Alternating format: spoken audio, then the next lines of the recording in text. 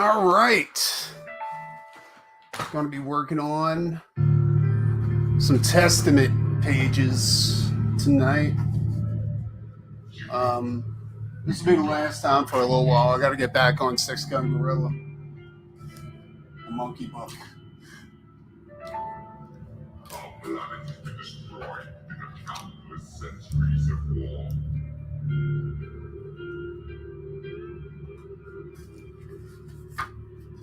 Planet Earth has been deemed habitable.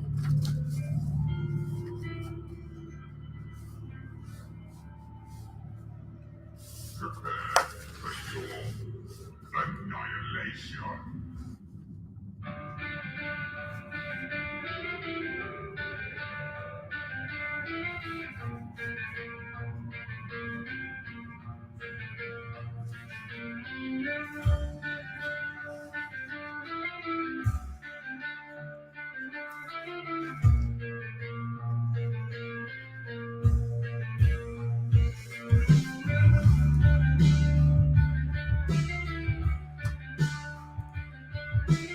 What's up, Eddie? You bastard. J Money. Hey guys, I put a link in the show feed just in case anybody wants to come hang out.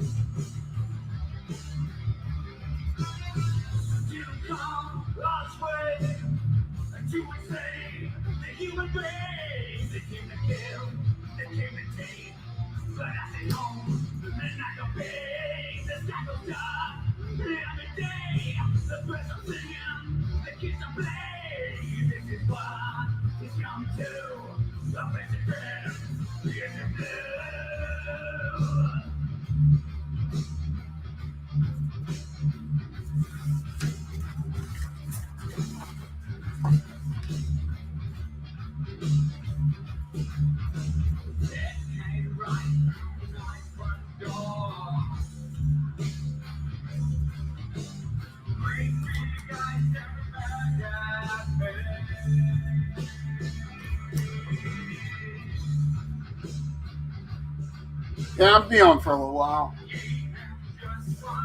I'm going to be on for a little while already.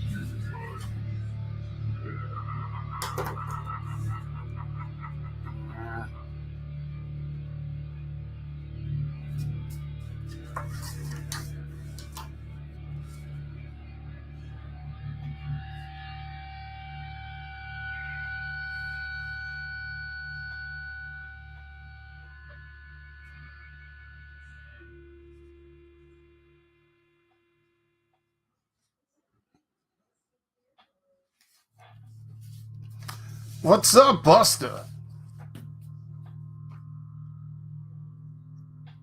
Yeah, you said include Trapjaw with Beastman, right?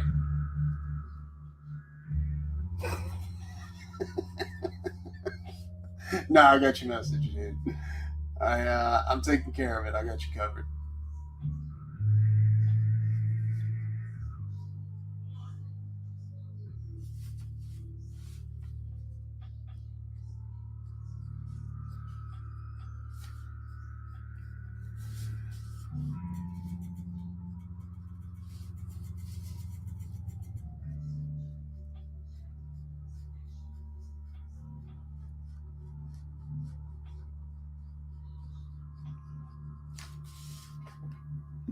Get you guys a little bit closer of a view of what I'm doing down here. Let's see here.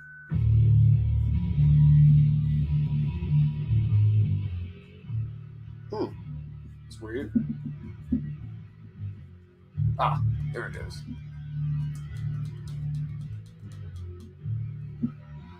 Gotcha.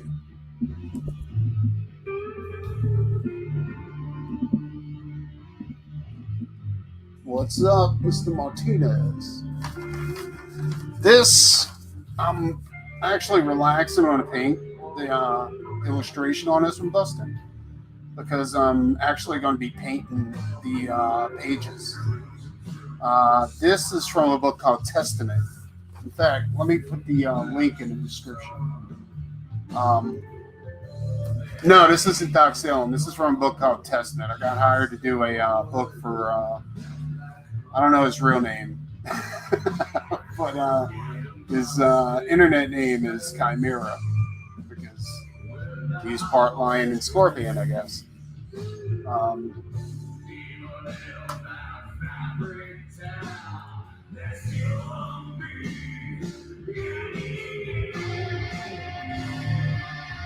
Hey, thanks, dude. I appreciate that. Like I said, these. Oh crap! On screwed up.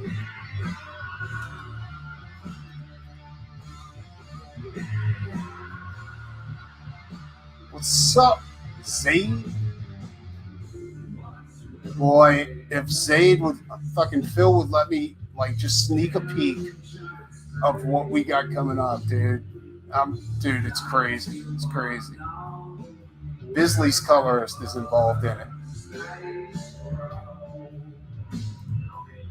In fact, Phil, let me go ahead and show him something on stream, just real quick. Just nah, I'm just sorry. All right, let me see here.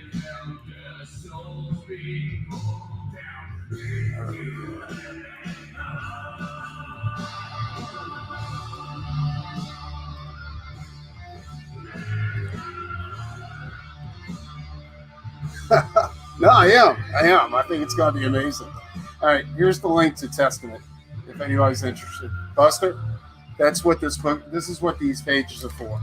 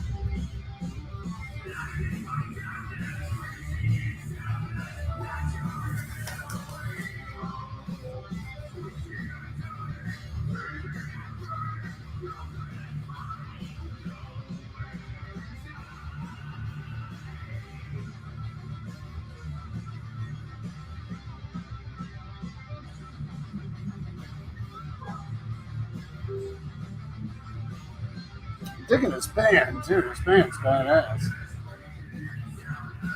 It's fucking awesome, dude. It's called Grizzle Root. Let's see here. I also received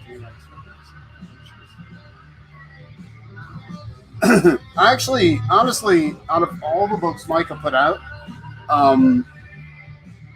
well, he only put out 2 books. He put out 3 Nights, 4 Days, and he put out fucking Inglewood. I was not a fan of Inglewood. Not because it was, anything was wrong with it. It's just I'm just not I'm just not a fan of anything Batman-esque, I guess. Well, I can't really say that. I'm just not. I don't know. I'm not really into superhero stuff that much nowadays, except for Doc Salem, because I kind of have to be into Doc Salem. It's my book. But 3 Nights was a blast to do, dude. Like, I'm not crazy about the religious aspect of it, or the, but I was like, but I had a blast doing blood and guts, and stuff like that, and it's it was a lot of fun, and it's kind of making me think about pulling some of my old characters out of my portfolio and doing a series based on. Me and Phil actually talked about doing a Scully and Bones book, and Scully and Bones is one of my old characters that I had when I was a teenager, and he's kind of a medieval, like almost Conan-esque, like kind of a vampire because of his sword. His sword demands a blood sacrifice whenever it's drawn, you know. And I thought that might be something cool. But Scully and Bones is also immortal, and he's gonna appear in fucking Non-Devils. All right, let's see here.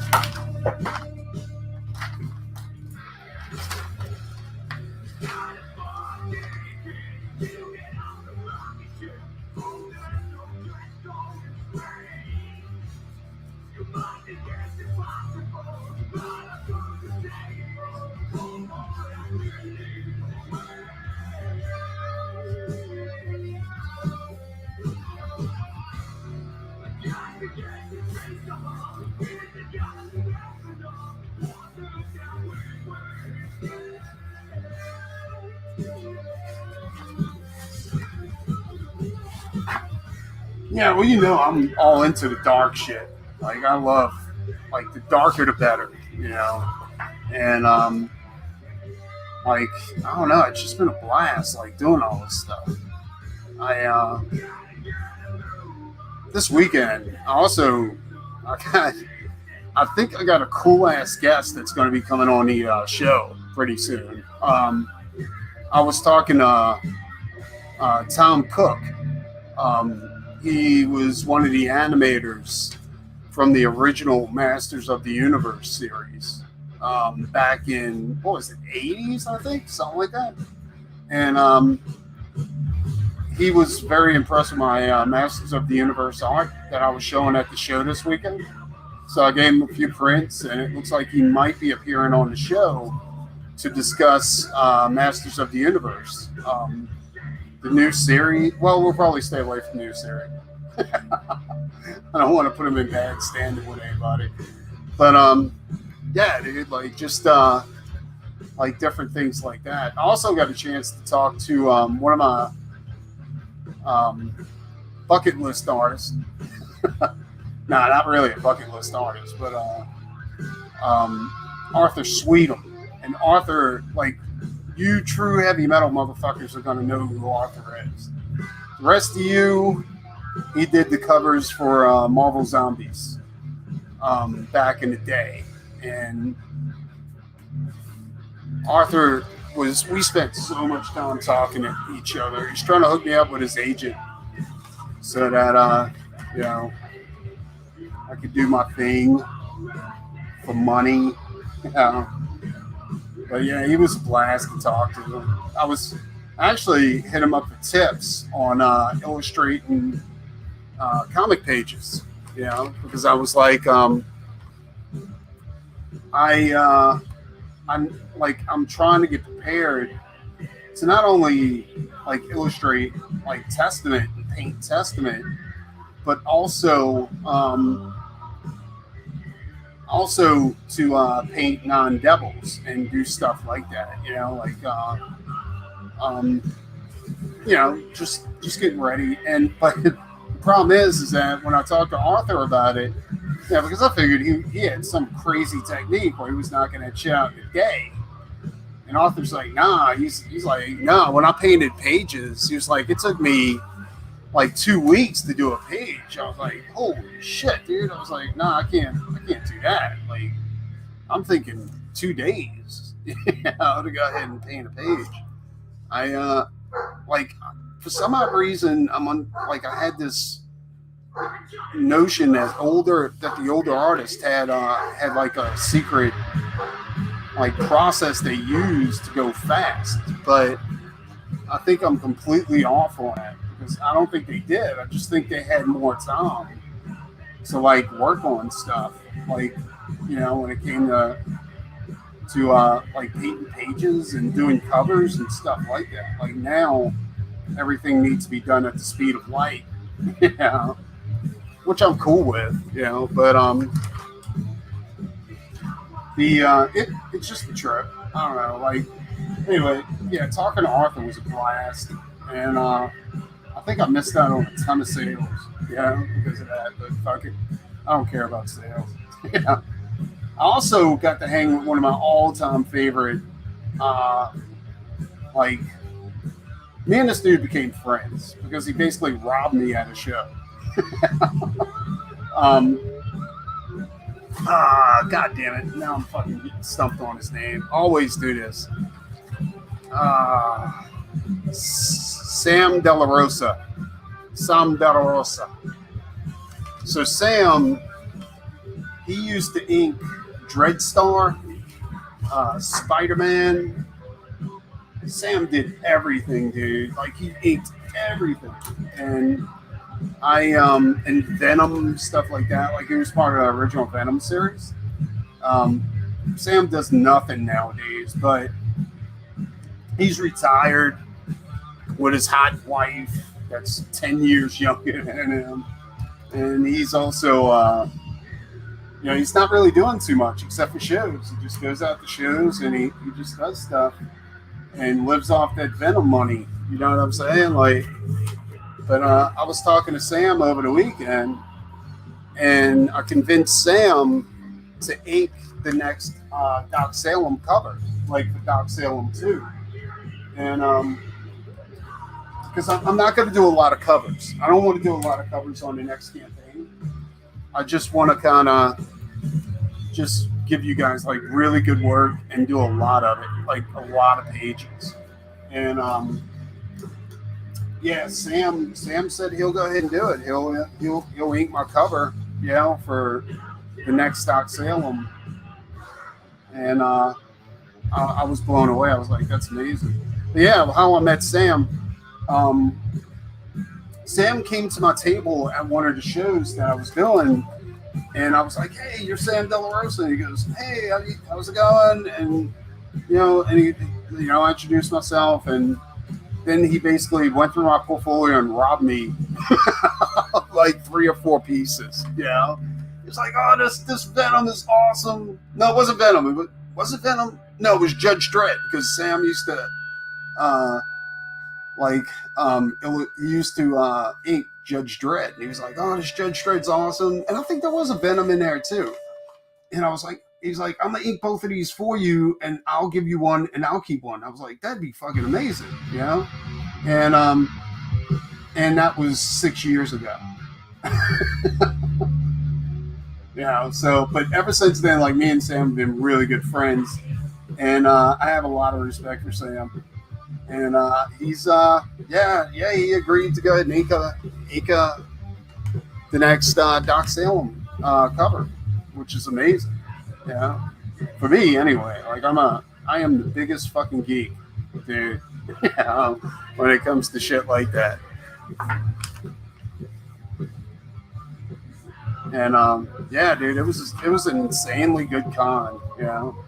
They made the mistake of bringing me up on stage to talk about my career and all kinds of stuff like that.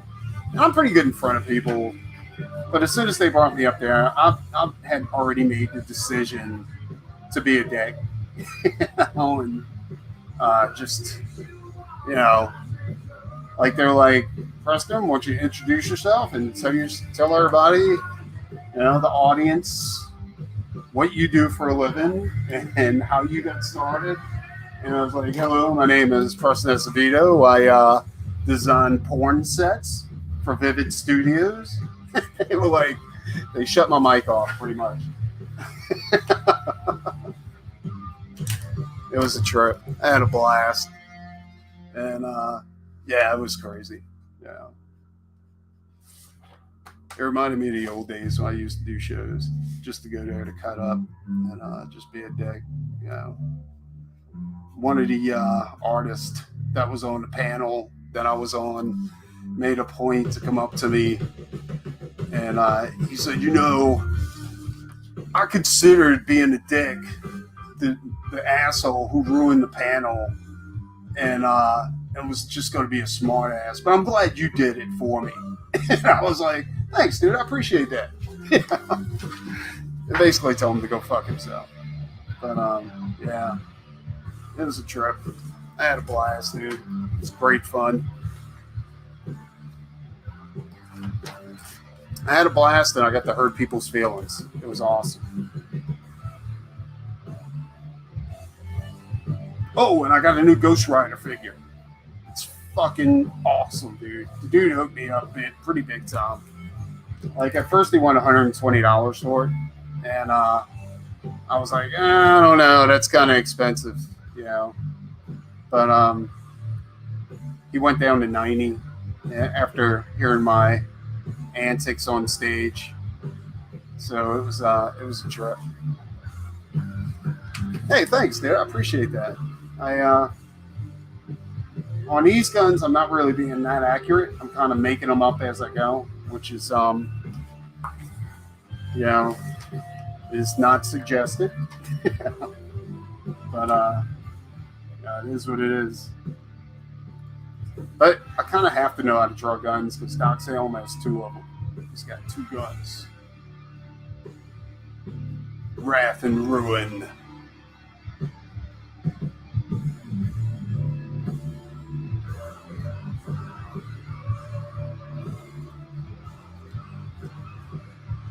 I got another show coming up in October in Slidell, Louisiana, and I'm going to be doing a piece for Eddie Munster from the Monsters TV show back in the day. You old school guys will know what I'm talking about, but so he was in the Monsters, and any of you guys who remember the Monsters movie that they put out where Grandpa had built a hot rod out of his coffin, and the hot rod's name was Dragula, you know, kind of like it was, you know, the same thing as the Rob Zombie songs, you know, and I think Rob Zombie made that song about that car, to be quite honest, but yeah, and so the Devil Driver from Rockabilly Road Trip, we're going to have that there, and it's going to be right next to the Dragula car from the Monsters, the hot rod from the Monsters, and I am really, really excited about that because I've been a Monsters fan for fucking ever, you know. Yeah, dude, it's gonna be a blast. What's up, Buster O?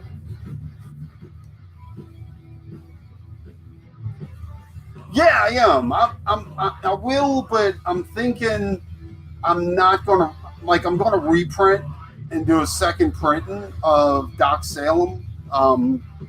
I don't think it'd be fair, you know, to do a reprint of #1 and make it exactly the same as the first one. Like, that kind of blows away the collector's value of it, and I'm just not going to do that. I kind of, as a collector, I have a lot of respect for people who collect. So, and I don't want to mess them up by going ahead and doing something really shitty like that.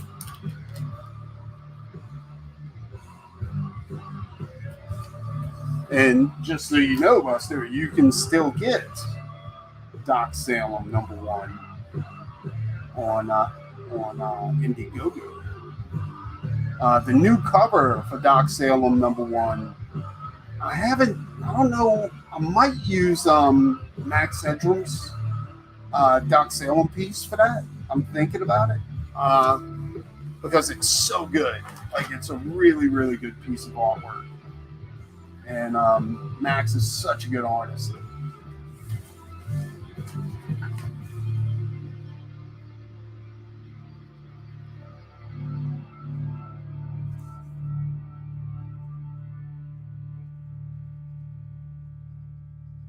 And he really hooked me up on that one. Like, really hooked me up on it. You don't have Doc Salem? Jay. Mr. Martinez. just so you know, what I was thinking about doing with my patrons, because Mr. Martinez is a patron of mine. Um, I was kicking this around and thinking about it, and I'm thinking I might hook up you guys. I'll put it up for request. Like if you guys, because I don't have a lot of patrons at the moment, but if you guys are interested in it, like my preliminary sketches, like pre-sketches that I do before for comics and character sketches and stuff like that, like I'm thinking about offering it to you guys because you know usually I don't sell those. Usually I just stick them in a box here, and not for sale. This won't be a for sale thing because I'm about to revamp my Patreon, my Patreon. And what I'm thinking about doing is just giving them to you guys. Like, if you're a patron for at least a year, I'm just going to send you artwork if you give me your address. Now, it's not going to be anything. It may not be anything painted or anything like that, but it'll be like just preliminary sketches and stuff like that. You know what I'm saying? Like, I'll definitely hook you guys up. I'm deadly serious though. I'm thinking about going ahead and hooking you guys up with some of my preliminary sketches and stuff like that, like my character designs.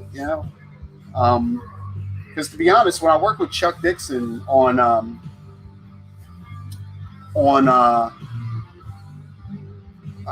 fucking what was it? It was God damn it. I worked with Chuck Dixon on Jungle Comics, and also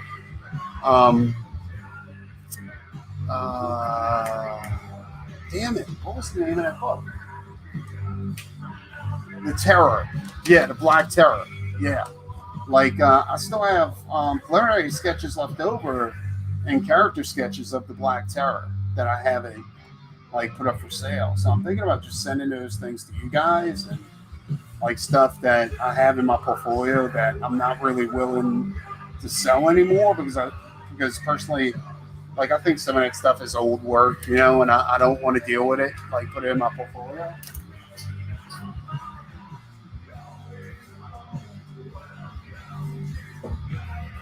Like stuff like this, like I'm not really going to sell this anymore. It's just going to sit around. And what I'm thinking about doing is just sending it to you guys,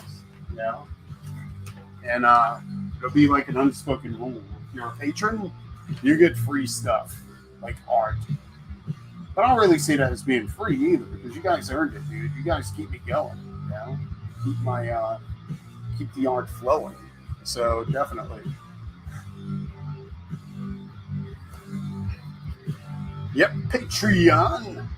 Link is in the description. What's up, Jay Money? Jay, you have a fan. My buddy was looking at your Taliban background, and he just couldn't stop laughing. Like, he was like, that's fucking insane. He thought it was the greatest thing ever.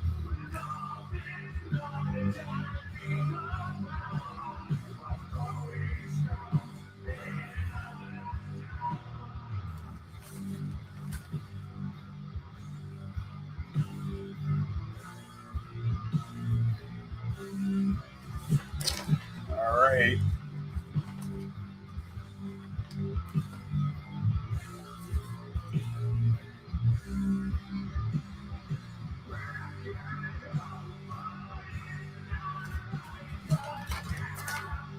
Damn, this music took a dark turn. Let's pick something a little bit more upbeat. Let's see here, what we got? I don't think that's gonna work. All right.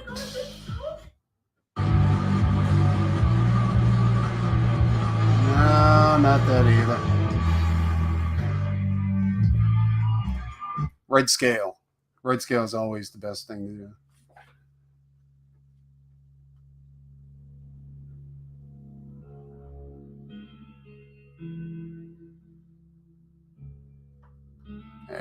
That's a lot better. Oh, cool. Your address, did you put your address in? Nice.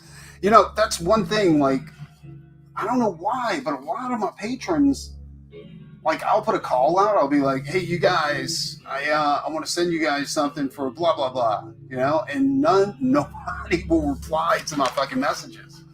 Like, it's crazy, dude. Like, I mean, I get that they want to support my work and stuff like that, but when I try to give them work, like, I don't know, they just, it's crazy, you know, but they follow me, they comment, they do all kinds of crazy shit like that, you know, but I have a problem with giving work away to them. Like, they don't accept it. I don't know, it's crazy.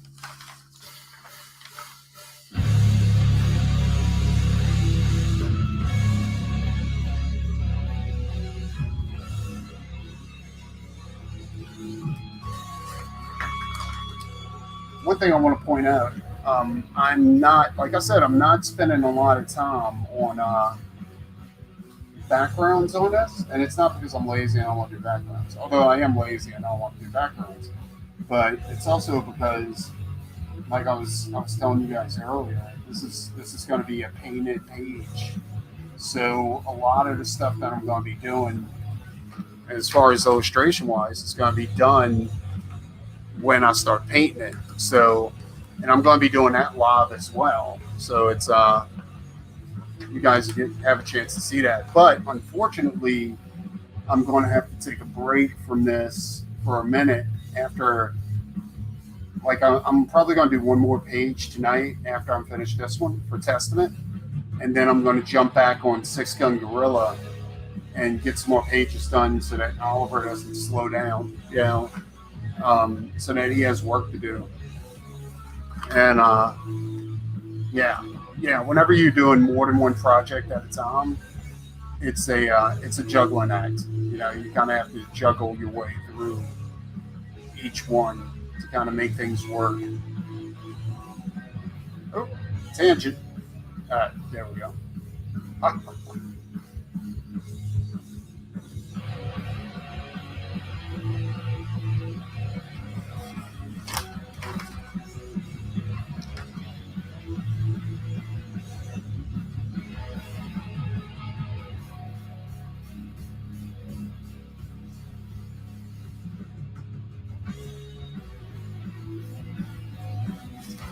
All right, dude. I had to take some time and learn how to draw a motorcycle. Like, that just wasn't in my wheelhouse. All right, let's see here.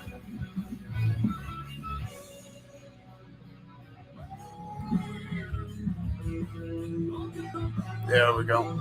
That's better.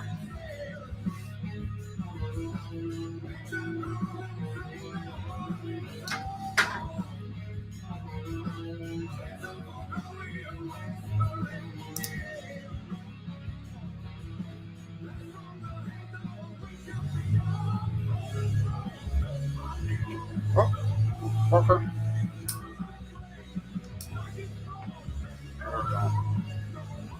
Pro tip: use magnets. All right. Let's see here.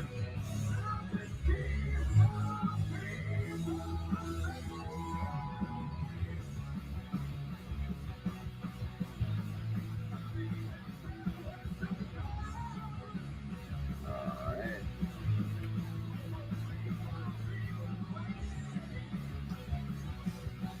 I need to pull up the motorcycle real quick.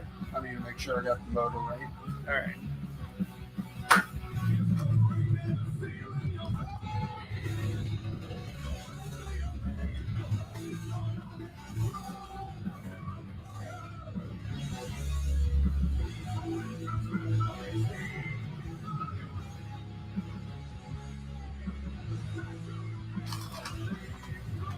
All right. Sweet.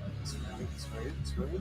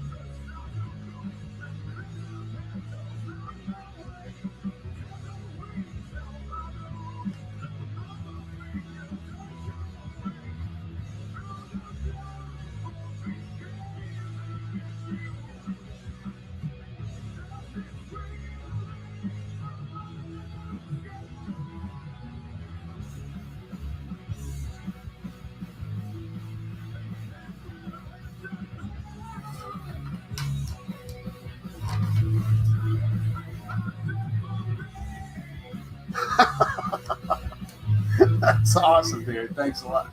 Thank you so much. I appreciate you, motherfuckers.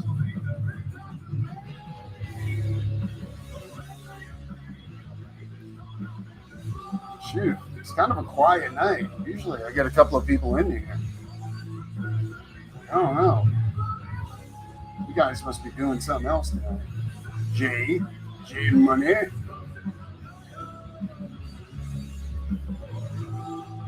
Eddie will be here shortly. And we're going to talk shit. Shit.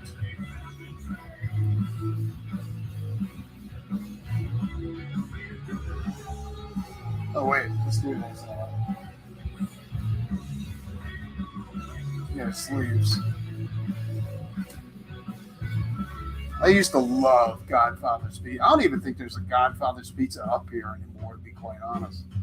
We found a Commodore's Pizza. I didn't even think they existed anymore. I was like, dude, this is crazy. Blast from the past type shit.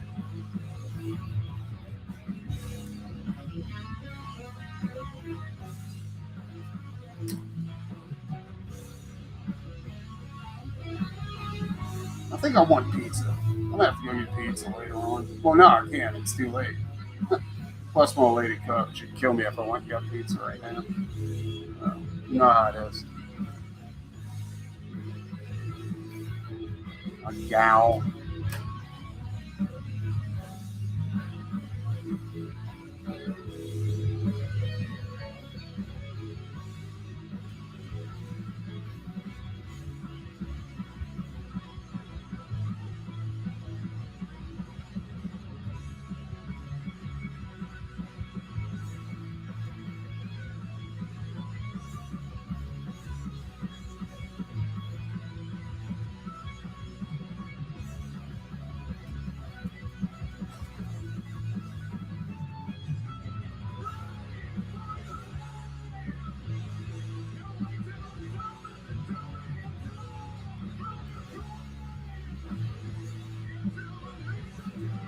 I'm actually starting to like these characters. Like, I mean, usually, like, I have to get to know the characters a little bit, you know, before I'm like, hey, these are pretty cool. But I'm actually thinking, like, these characters are badass, dude. Like, really badass. Like, I'm digging Vikings on motorcycles. I'm just saying, like, that shit is awesome.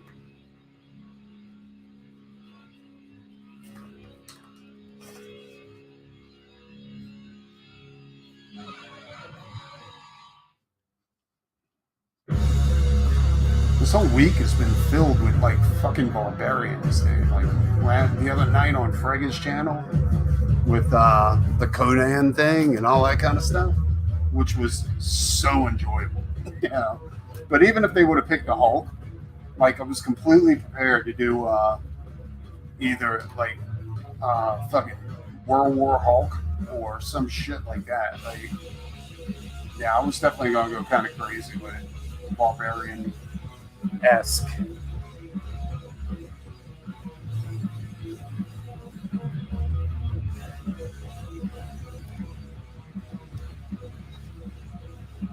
It was fun on Fergus channel too. Like I had a blast. That dude's awesome.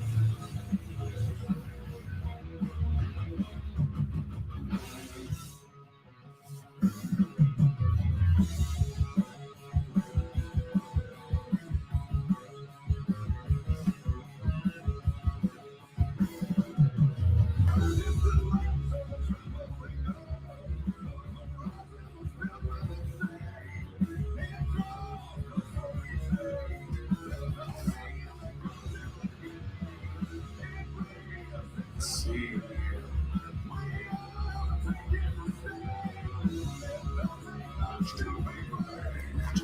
What's up, Candace? Yeah, we got some people in here, dude. Like a few people, at least one person on the Facebook. Haven't talked to you guys in a while. I've been working.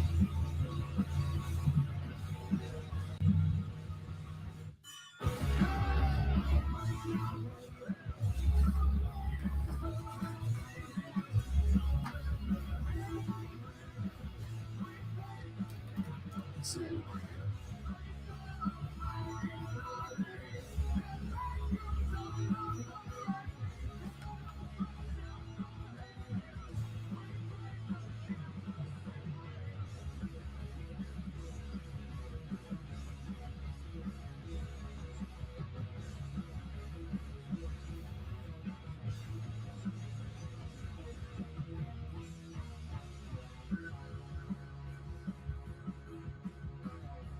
Oh shit!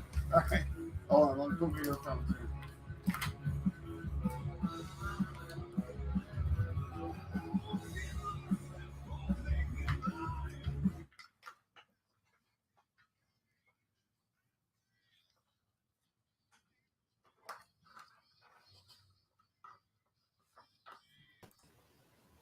What up? What's going on, man?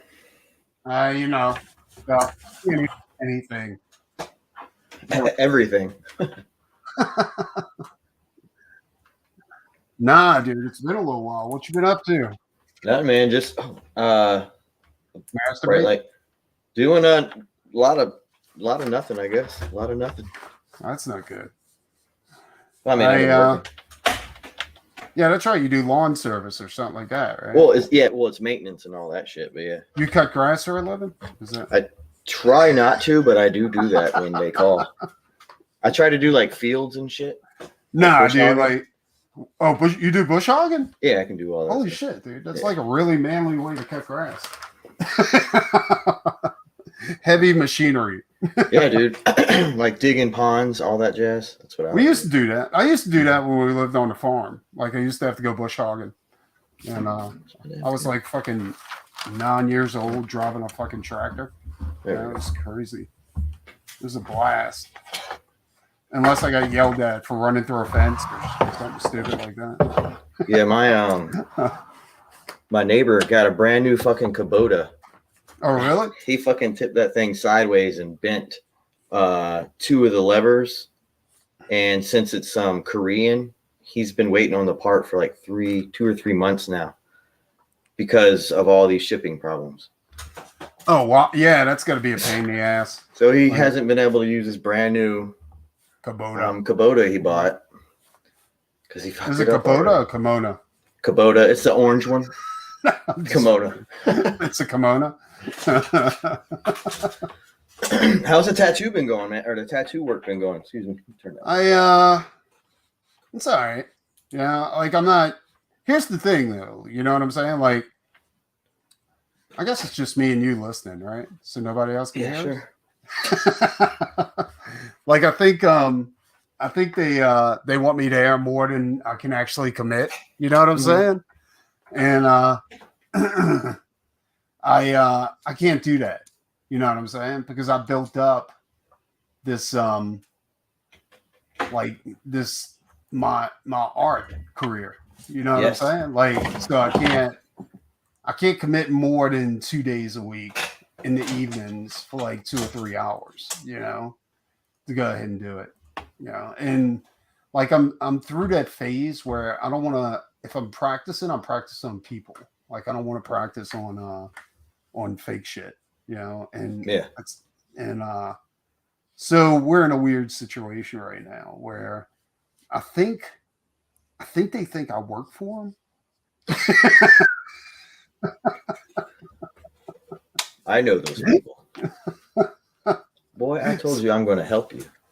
And I'm like, I don't. So I don't know where we go from here. Or... Yeah. Is he the owner of the shop there often, or is he No, he's there every day, and he's a cool guy. Like I'm not talking bad about him or anything like that. Yeah, like, I understand. He's really cool. I'm just not. I'm not the employee type. Yeah, you're a freelancer, man. Hell yeah. Yeah, and it's been so long since I've been anywhere near the employee type that I'm just like I can't go back to that. You know what I'm saying? Like it's not a thing to go backwards. So no, it's fine, you know, but I'm just it's more me saying, you know, this isn't the way this is going to go down, you know. So yes, sir. And And that was one of the very first things I said to you when and you sent me the Yeah, I little know, devil right? ear thing. I was like, no. No, No. well, that's just the thing. Like, I'm not gonna ruin all this. Like, I Yeah. spent years like building this. You know what I'm saying? Like, getting good, getting my name out there, and you have to be crazy if you think Mm-hmm. I'm just gonna like just let that go to go like shave dudes, tattoo butts. You Yeah, know, because like. you're yeah. I mean, I ain't got nothing against shaving dudes. If that's your thing, then by all means do it. But You have to pay me to do it though. you So know, the how last many huh? go ahead. How many No, people the have you last done so far besides that one well, picture you I was showed just us? about to say, like, well, I did two people. Well, I did three people, but only two of them. I'm kind of considering like being done because it's Mm-hmm. what I wanted to do. Like, I want to do high end stuff, and I know that sounds prissy, but I don't want to do like stuff that any tattoo artist can do. You know what I'm saying? Like, Yeah. I want to do stuff that is like super high end that people want to pay for. Not that people don't want to pay for like the other stuff. It's just that's just not what I want to do. You know. So it's kind of like an impasse right now. Like, I'm not. And if things boil to the point to where it's like, hey, you got to be here, like blah blah blah, then I'll just be like, well, I guess I'm just not going to be here. Yeah. I mean, That's kind of a shame that he sees it that way. I don't think I'm not sure if it's him, but like and he never kind of said anything about that. It's just kind of Right. me like getting a vibe. You know what I'm saying? Like, and it's just that's just the way it is. It's this could be a beautiful thing where I just come in when I want, and it just works like that. And that was Yeah. the original deal. But I don't know if that's something they're still going to be interested in. Well, I used to detail cars. One of the first jobs I had. We would have to get Dude, our business like license, and serious we like got detailing yeah. cars Or like when I do motorcycles or minivans or or an RV. trucks. I've I seen never RV. did an RV. That would be cool though. I seen a guy on top of an RV doing it. I was like, dude, how much you getting for that? He was like $800.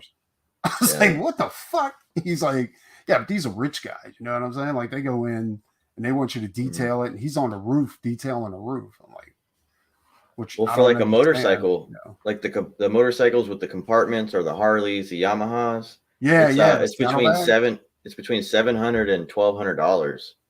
And I would Fucker, dude.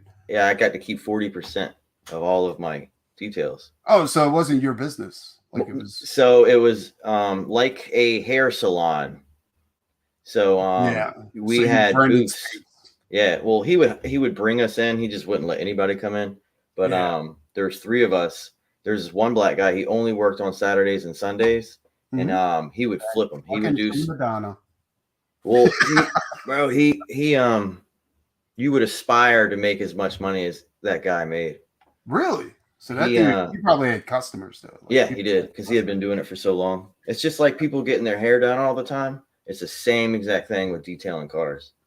Oh, Once you have a detailer that you fall in love with, you go to him for the rest of your no, life. no. I get that, and Yeah. it's the same thing with tattoos. What I've noticed anyway, as far as tattoo artists, like, they have their regulars. These guys just come in. They're like, no, nobody touches me but that dude. Yeah. And It's so cool. The It owner is. would get race cars all the time that would really? go to shows. So they would finish them at the shop, and then they would bring them. It was Shine Car Shine is what it was called. And then they would prep them for car shows. And it was all up the East Coast. Oh, no, dude. Like, those guys, the car show guys, they're fucking crazy. Bro, we would wax, bro. It would take forever. Q-tip, it would just take forever. You get your putty out. Like, they had these little blobs of the putty. bricks. Yeah. And they would, like, this one dude, like, I knew him. He was a detailer, and he would have, like, his kit. Like, he had clay, he had all. I was like, why? What's up with all that? He's like the clay like clings to like surface shit that you don't see, And I was like, get out of it. I thought he was making it up. I was like, it was so crazy because there's like 3 or 4 types of clays, and the bricks. It's just the density of the brick, and you have this porous thing, and you just grind it across the paint. But then when you would roll the car outside, and you would have you would have to feel the static on the back of your fingers. And if you didn't, you would roll it back in and get the spots that didn't give static. And then you would detail it with the wax and the wheel and all that jazz. Yeah, that's what they were. But we had this sprayer. It was this pink spray. And I don't know how magical it was, but you would spray the carpet, and then all of a sudden fucking dirt would just like sand would be pushed out of the carpet. No way. And still to this day, I have no idea what that chemical. And it's but it would make the carpets look brand new just after 2. It's like spray. You would vacuum heavily, then you would spray again with the same detergent but a lesser strength. Yeah. And there would be like no dirt that would come out of the carpet. It's like magic. Fucking magic. No, there's I've seen stuff like that. Like they had some shit they put on the wheels, and like as soon as they spray it on there, it's like the dirt just melts away. You know? It didn't make it.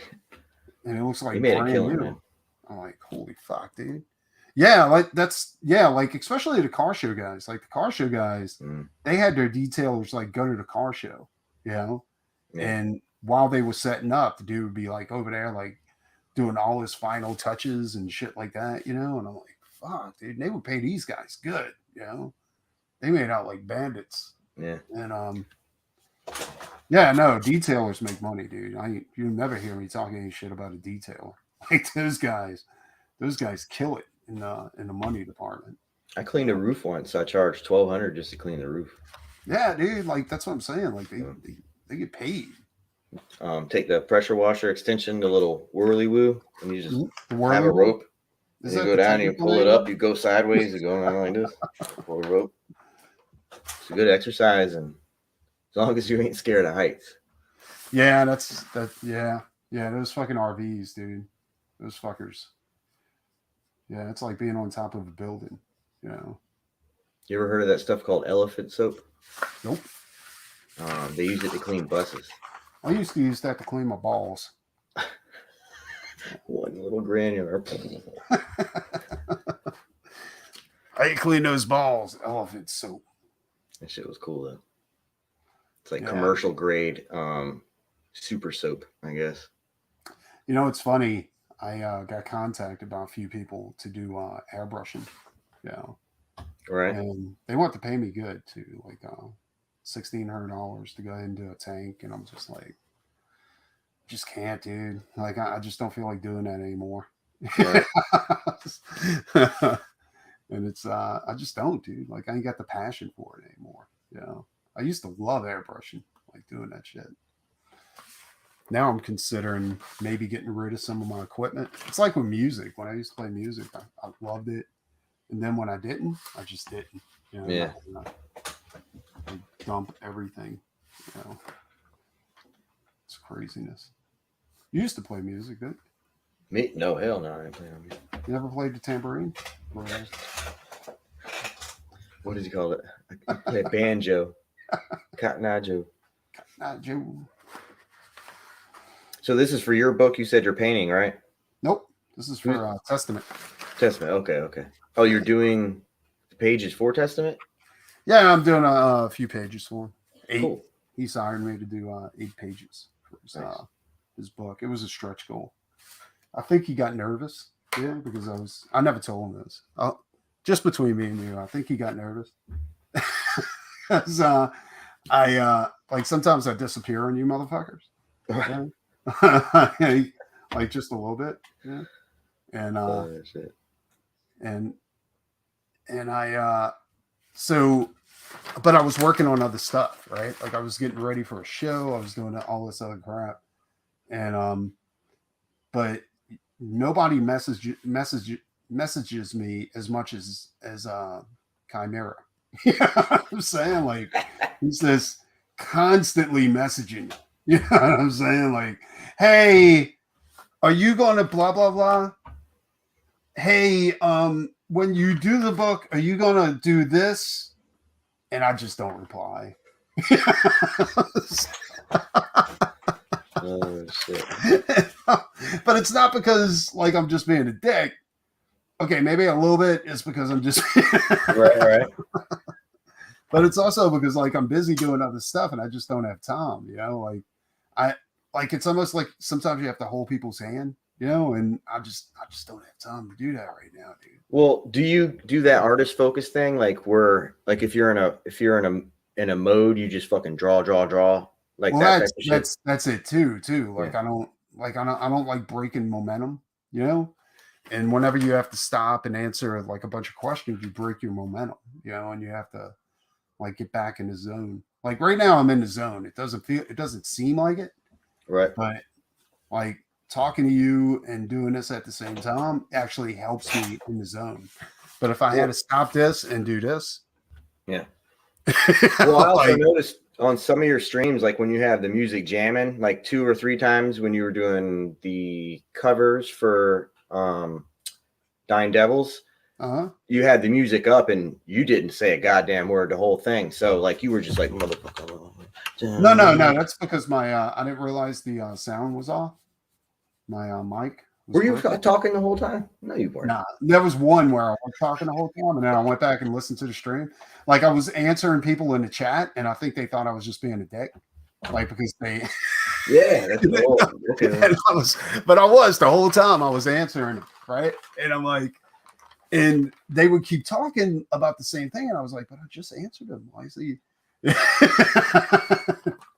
And come to find out, it was my mic. My mic was just fucked up, and I didn't realize it till after. So now I'm kind of conscious about that, right? So I have to like I'll ask people in the chat, I'm like, hey, can you guys hear me? Yeah. Kind of like Brian, like the other night on Frega's channel, like we were trying to respond to Brian, and Brian never broke his conversation the whole time, right?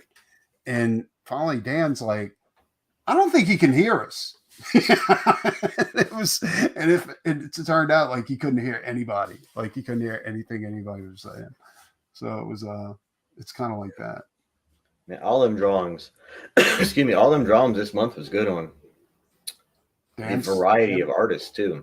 That was my first time being on Dan's channel. Like I never had a chance to be on Dan's channel before, but it was a blast, dude. Like I had so much fun, and quite honestly, I mean, again, just between me and you, like I had a panic attack while I was in the middle of doing that Conan piece.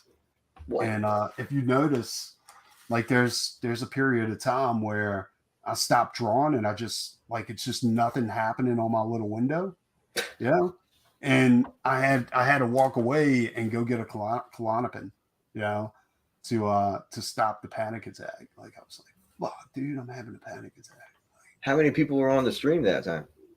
At that time, 10, right? Yeah, I think it was. I think it was full, and yeah, it was a trip, dude. Like, so yeah, dude, I was like, "Fuck, dude, I gotta step away." So I stepped away, and my wife's like, she's like, "What's the matter?" I was like, "I'm having a panic attack." She goes, "Now?" I was like, "Yeah." It's like, "Yeah, I don't know why either. It just happened, And so I went and got a Klonopin, and usually I only take a half, but this time I took a whole one, and it chilled me out. But sometimes they chill me out too much. Right. Yeah, it was a trip, dude. I don't know what happened, but I came back and finished the Conan piece, and I thought it came out pretty good. I thought it was all right. Yeah, it was a blast, though. I had so much fun doing that show. What's up, El Gargoyle? Is like whenever he posts like an eggplant, is that supposed to be a penis? That's his hello. Is that what that is? Like that's what it's supposed to be? Like you say, like, hey, penis? I hope it doesn't look like that. No, I'm just saying, like, is that why they post an eggplant? Is that the new thing? Like, I mean, like that. That's what I heard. Like somebody told me, like that means that's like how the Spanish greet each other. Is it right? With cocks? Look at this. Look at this eggplant, yeah, my friend. 659. That's the guys, right? 659 Studios. 656. 656 Studios. They've been streaming a lot too, man. It's cool on them. Yeah, well, they need to. Like they had like 7 or 8 stuff, people on there last night. or the night Yeah. before. What does their subscriber count look like? Is it getting bigger or is it? I love those guys, to be quite honest. Yeah, they're funny as shit, man. Yeah, they're funny and they got so much talent like involved in their stuff. And they got good taste. Like they had me do a couple of covers. What the hell is their channel?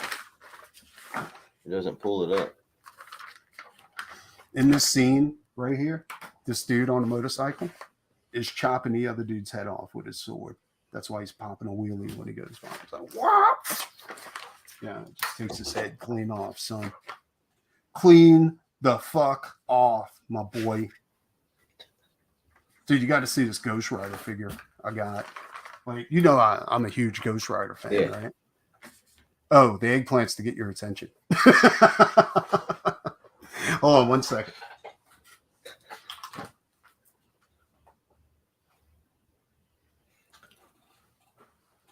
Shit. What's going on, everybody? See, I took my green screen down. You could just see knives, bayonets, police badges.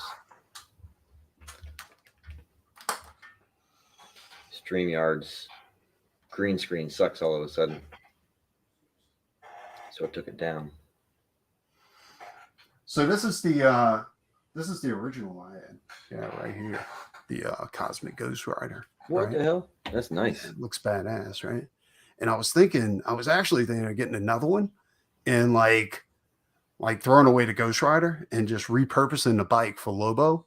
Yeah, for a Lobo Right. action figure. Because I think that bike is just badass. It's got his holsters back here. Yeah. Holsters for his guns. Yeah. And I just think it's so cool. Plus, it's actually the Punisher. The Punisher's Ghost Rider. Yeah. What did you Then- think of the Space Ghost Rider? Dude, fucking love Cosmic Ghost Rider. I think it's badass. What was that? Cosmic Ghost Rider. Yeah. Yeah. So I was at a show and they had this one over there, right? Damn. Yeah. And I'm like, dude. Now this one's made really, really shitty. Nothing stays on here. Like you have to tie everything down. You know what I'm saying? Like it even comes with little invisible rubber bands to hold everything together. Like it's crazy. I was like, that is the most shoddy piece of shit. You know? It's crazy, dude.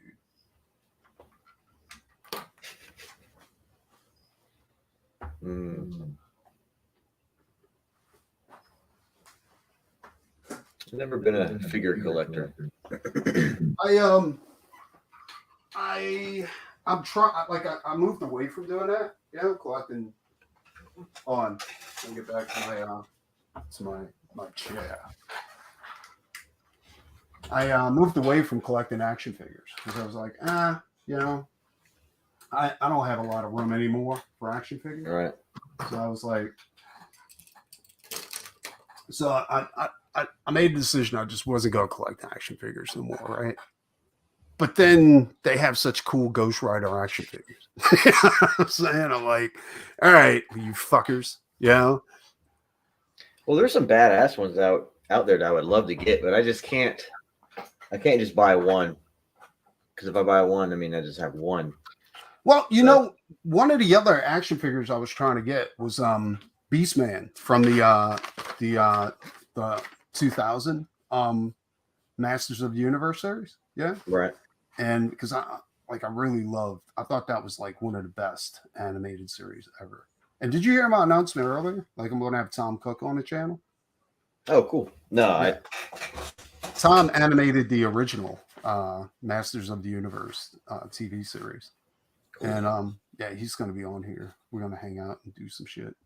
But yeah, so I was a fan of that series, and I was like, dude, Beastman was badass in that series. So I was like, all right, like, and I already had like Manny Faces and Trapjaw, because Trapjaw was another one of my favorites.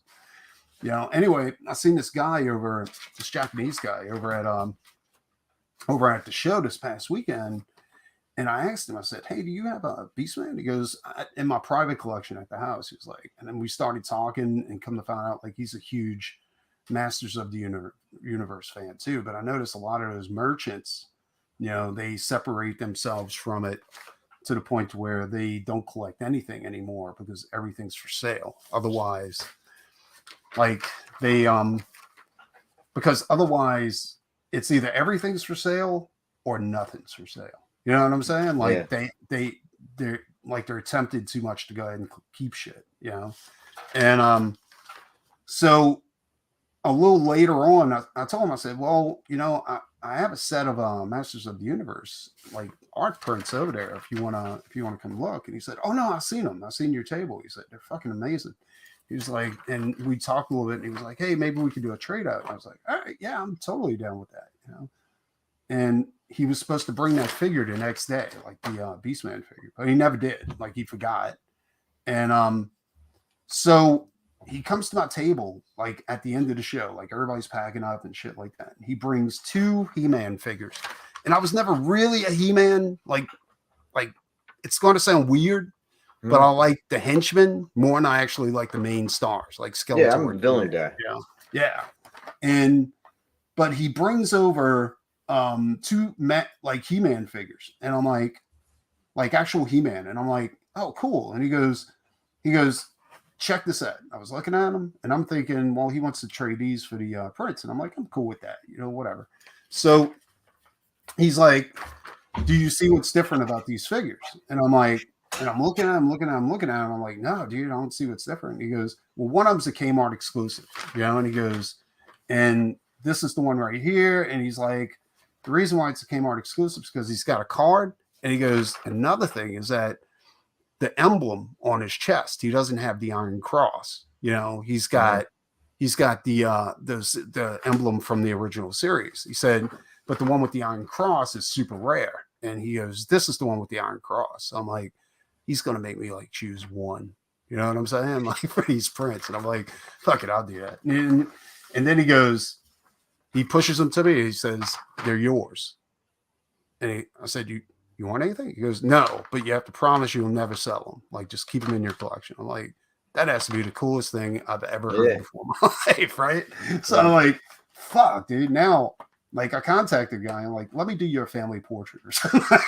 Like, just to, like, in exchange for the other figures that he was offering me, like the Beastman and shit like that. Yeah. I was like, dude, I can make you and your family like the Masters of the Universe. Yeah. But he hasn't gotten back to me. So what show is it local that you went to the show, or how does that work exactly? I was actually booked to do 2 shows. I was booked to do one in Mississippi and one in Slidell. And I wasn't my buddy was putting on a show in Slidell, and he made me a artist guest, which means like I don't pay anything. Like I just show up and just set up and all that kind of shit. And I told him, but he scheduled his show to coincide. It wasn't intentional. I don't want to give the impression that it was intentional, but his show coincided with the one in Mississippi, right? So I had to make a choice, and I was like, and me, I'm the type of person that if we're friends, I'm going to choose you over whatever. You know what I'm saying? So I had to do his show, and even if it meant that I was going to be left in bad standing with the other company. And so I did his show, and it never had as many people as the show in Mississippi, but it was still a blast, dude. And it was my first show since lockdown. Yeah, I was about to ask. So that's dope. Yeah. So it was a blast. I had fun, dude. Was it packed, medium? Was it like a mall? It was all right. Like it wasn't as many people, like I said, as the other show, because I think the other show got 15,000 people. Damn. So that many people are coming already. That's good. Yeah, that was for Mississippi. Good. That wasn't for this show. This show had maybe 2, I want to guess. Something like that. 2 or 3. And believe it or not, like 2,000 people is still a lot of people. Yeah. Like you just don't realize like how many people that is. But but the other place had like 15,000 people. But in his defense, like the show in Mississippi, this isn't their first show that they did in Mississippi. Like this used to be an annual thing, like they used to do up there. So so people were already anticipating that show. Like they were like chomping at the bit to get out the house to go to the show. Nice. You know, and yeah, I mean, I missed out on a little bit of cash, but you know, fuck it, dude. I ain't worried about it. But it was a blast, dude. I had fun. You know, I got to meet like artists that I like. Like I was telling everybody about Arthur Sweetum. You know, I got to hang out with Arthur Sweetum. You know who Arthur Sweetum is. I do not. If you're a heavy metal guy, you know who Arthur Sweetum is. Oh. He did the Mudwog in heavy metal, and he also did the covers for Marvel Zombies.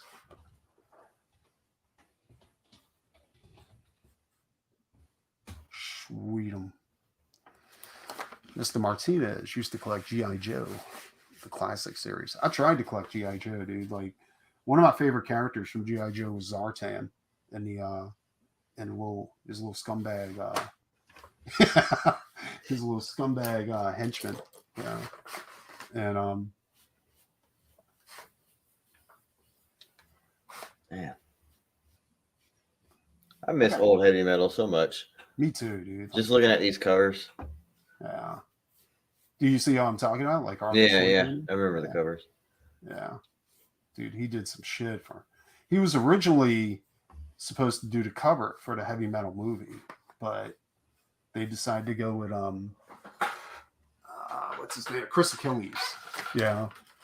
And what I didn't know was that because I didn't know Arthur was even scheduled to do the cover for the heavy metal movie.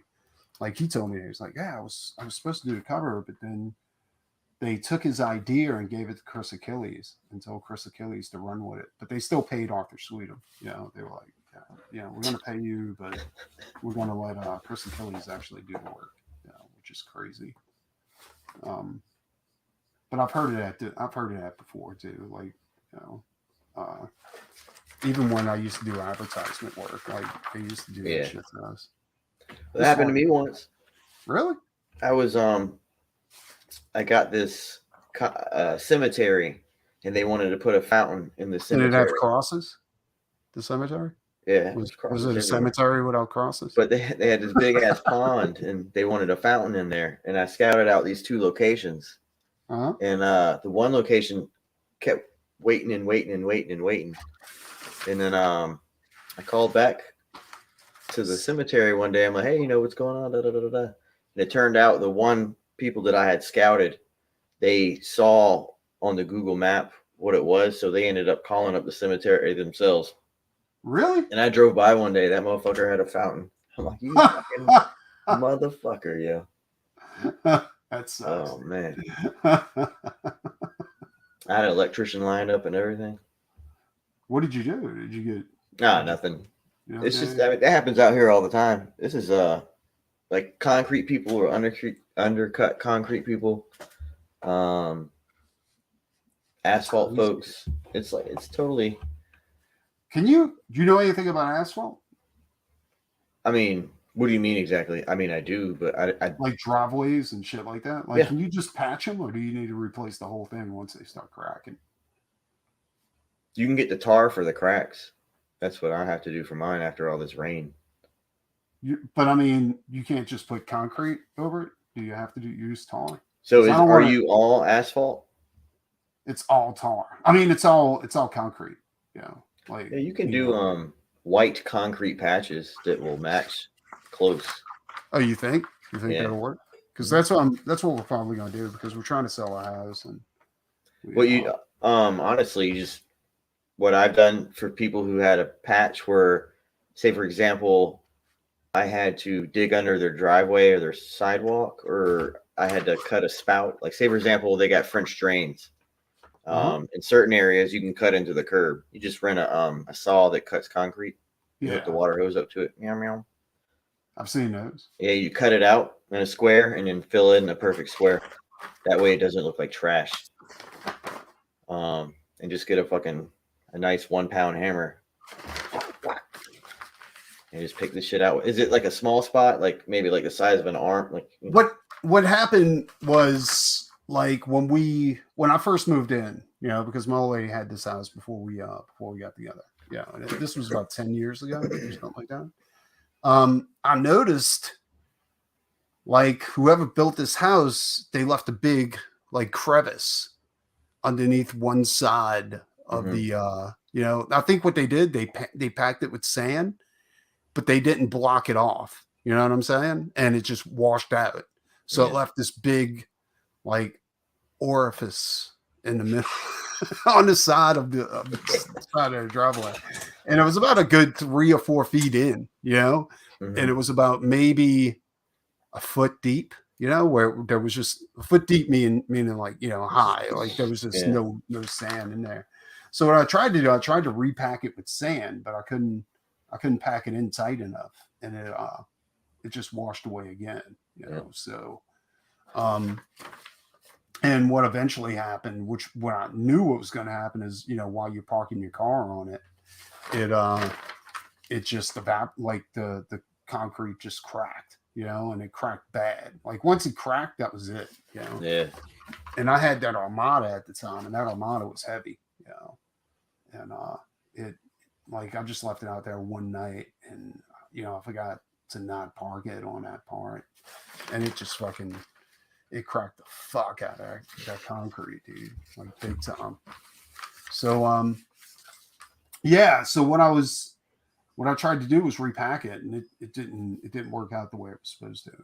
So I at first I was just going to hire my brother to come out and just redo the whole thing, but then I was thinking, why do that? Can't I just patch it? Yeah, I mean, Yeah. you can patch anything else. Why can't you patch concrete?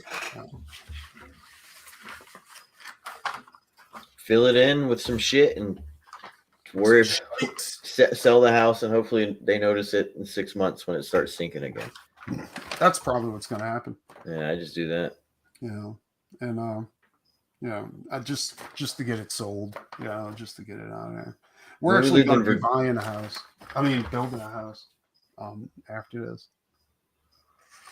my cousin's a realtor in Virginia Beach, and one of the big things when they move or when they renovate houses is all of the driveways are being redone. Is it like that down there in Louisiana? Really? Why? Yeah. Was it all These are flood? about like 30-year-old houses, maybe. These like this house, this neighborhood isn't even 30 years old. It's maybe Okay, so it's not that time then. 12 years old, something like that. Yeah, Damn. it's not that old. Yeah. Mm. The I can say this though, like the building, the company that build these houses, they were so shitty, dude. Like they cut so many corners. Um, that like the AC unit, they hired the cheapest company to do the AC units and all that kind of shit. And um, the AC unit is fucking shot, dude. Mhm. Like it's like the guys came out and they're like, well, we were going to clean it, but they welded a pipe that like, that goes straight across the top. We can't pull a unit out. They're like, the only thing you could do is just use it until it can't be used anymore and just throw it away, and well, yeah, and just replace the whole thing. Yeah. But they told us it was going to be like $3,000 to $5,000 to go ahead and have them come in and redo the AC unit. It's just crazy. I'm like, all right, just put that shit up there with the rest of the bills I gotta pay. It's Fucking nuts, dude. stacking. Yeah. So I'm like, So you have another house, you said already? we got the land. We just haven't Oh. started building yet because the Nice. price of lumber right now is fucking insane, dude. You know it is. I mean, that shit is fucking off the The hook. lumber yard down our way is Yeah. fucking full to the brim. Really? No one will buy it. Yeah, because it's high, dude. It's fucking It's full to insanely the high. brim. Yeah. I heard it's gonna start coming down. Like it should start coming down pretty quickly. But I was talking to Adam Lawson, and Adam said it's not just lumber; it's also like paper. Like Mm-hmm. he said, like the printers right now, like they're pretty high too, like because the price of paper is so high. Yeah. They just have to take advantage. Suck every penny out. Is your gas $4 yet? Ours is still in it's $2.87, I think. That's what Still ours pretty is cheap. at. It's at 287. Why you think Yeah. gas is gonna go up? What's his face in Cali said it's like $4 or $5. Yeah, that's Cali. Mm-hmm. It's insane. Everything in California is high. You know, like I was talking to Arthur Sweenham at the show. Like he's like he makes most of his sales in California. You know, like he said they will literally get in a fight on the floor. You know, about who's going to buy that piece of artwork. And he said it's like fucking $10,000-$15,000 for one of his cheaper pieces, and they will. He said they buy it. You know, he said, but you got to realize, like these are people that are used to paying $5,000 in rent. You know what I'm saying? Like, so spending a little money on a piece of art isn't nothing to these guys. You know what I'm saying? Like, it's crazy. And I'm like, he's right. Like, holy shit. I'm gonna put this little motorcycle guy right here, just speeding across. Go ahead, Mike. Oh wait. He's gonna have the lopsided handlebars. They come down like this. I hate those fucking handlebars. You rode motorcycles? Used to? A couple times. I've never had a license though. I think Only crotch rockets. Yeah, I kind of pegged you as either a dirt bike guy or crotch rockets. Dirt bikes are fun, but never really fucked with them either. It's really like paintball gun, race cars. Fucking love paintball, dude. Yeah. I fucking love paintball.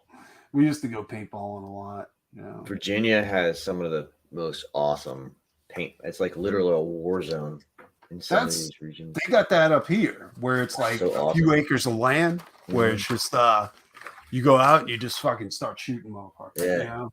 And it's so fucking awesome. Dude, is it? Like you go ahead and if you rent a gun, like it has to be gauged at 250 miles per hour. You know what I'm saying? So they have a speed radar thing, and you go to the shooting range and they calibrate your gun for you, Right. or you can bring your own shit, but it still has to be calibrated. But they had a problem like way back where people were freezing the paintballs, and dude, they were fucking trying to hurt motherfuckers or injecting them with battery acid, So they made it to where like you could only use their paintballs. Yeah. That used to be a big problem in Virginia Beach. People would freeze them and they would go around the neighborhoods shooting signs, and they were fucking solid, and they just hit right through the plastic. So they were. The area would be riddled with fucking holes in the gas station signs, the Chick-fil-A signs and shit. It's actually kind of cool. People are just shooting solid frozen paintballs through the marquees. That was before. That all ended when they, of course, started doing the cameras at every corner. Oh yeah, nobody's getting talked to that shit, dude. Yeah, man. At that point, you're shooting a fucking deadly weapon. You know what I'm saying? Like, things aren't fun once you start putting holes in people's faces. But yeah, dude, it was a trip. They had this one place that was called what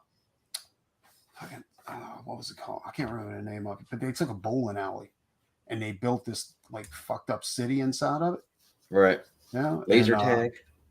No, it was paintball. It was a paintball. It was I can't remember the name of the place though, but it was dude, it was crazy. Like it was just like this dystopian city, and I went with my buddy from work, and I didn't know he played paintball. I was like, "You're a paintballer?" He goes, "Oh yeah, I'm a paintballer." So I was like, "All right, let's go." So we went, and he's like, "Follow me. I do this all the time." So I'm following him. All of a sudden, we get riddled with fucking paintball bullets, dude. And I'm like, "What the fuck?" And he goes, "Oh shit, I forgot. That's Ambush Alley." I was like, "You stupid motherfucker." So that was the last time we followed that dude. And I got carried away and I started diving like I was a fucking action hero and shit. The only indoor one I ever played was a laser tag facility, and you had put on these badass you would put on a giant black onesie. Area, it was really fucking cold. They would keep it cold, and there was steam and laser. I mean, like lasers in the ceiling and shit. Dude, and that's awesome. It would be like you can do 20 on 20 It was in an old like Food Lion or grocery store that had closed down, Yeah. and they built inside of it like a base, a center base in the Thanks, Mr. middle with Martinez. fucking walls and mazes and bushes and fake palm trees. And there was like 1 or 2 cars in there. There was a short bus with all the windows were removed. It was completely spray painted black, and man, it was so fun. And then they had the rock gym out there too. Rock gyms are fucking awesome. That's one thing I never got the chance to do. I want to do that one day though. Yeah. You talk about where you go rock climbing, right? Well, yeah, you can. It's like all of a sudden in the early 2000s, all this cool things started to pop up, and rock gym and the laser tag all got popular. And then the what do you call it? Trampoline things. I never did that, but that got. We used to have a trampoline. I was never into. Oh wait, you talking about bungee jumping? That would be cool. I've never done that. Is that what you're talking about? No, the trampoline. You're right. The trampoline parks. Oh, okay. All right. Yeah, because I remember they were doing bungee jumping. I was like, dude, I kind of want to do that, but I was like, I don't know. It's like one of those things where you're like, should I? Yes. You ever been on one of those swings where you pull the fucking cord and they drop you like an insane amount of feet? They had a ride over at this place called Jazzland, and they would put you like 10 stories up in the air or some crazy shit like that. Yeah. And then you just fucking free fall. Yeah. It was like, it was crazy. You never started slowing down until you were like fucking like 10 feet away from the ground or some shit like that. Like it was nuts, dude. And yeah, that was a blast. Fucking loved that. Yeah. That's the only I've done that, but I've never done bungee jumping, bungee cording, bungee jumping. I've never done that. Too many people died from bungee jumping because the bungee cords were overused and shit like that. And I'm like, I don't know if I want to try that, dude.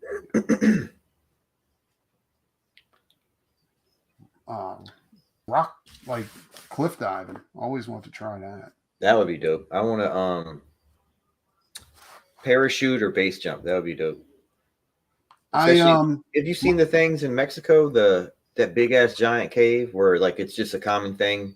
They have a tourist attraction where you can base jump from there. No, I haven't seen that. Yeah, man, it's this huge. I mean, it may not be Mexico. Maybe it's like El Salvador or something. But it's a huge, giant fucking steep hole, and you can just jump in there. Of course, you have to pay to do it all. But my mom and my stepdad, the one that passed away, like they used to go skydiving all the time. I want to do that so bad. Yeah, he said it's a rush, dude. Like it's fucking completely fucking insane. Like you get up there and it's for a while you're just flying. It feels like you're just flying, and then you pop your chute, you just come drifting down. The problem is like you're for your first couple of jumps, like you gotta piggyback on some dude, just kind of gay. I'm like, oh, tandem. Put your dick on my butt. Yeah. Like, what if he gets a hard on while you're release? I want to try one of them squirrel suits. You seen them things? Where you can fucking fly? Yeah, I've seen those. Those are the special forces things or something like that. Yeah, dude, there's so many cool things. Awesome. Yeah. Well, they have the you seen the hoverboards where it's actually just drone motors. That looks crazy, dude.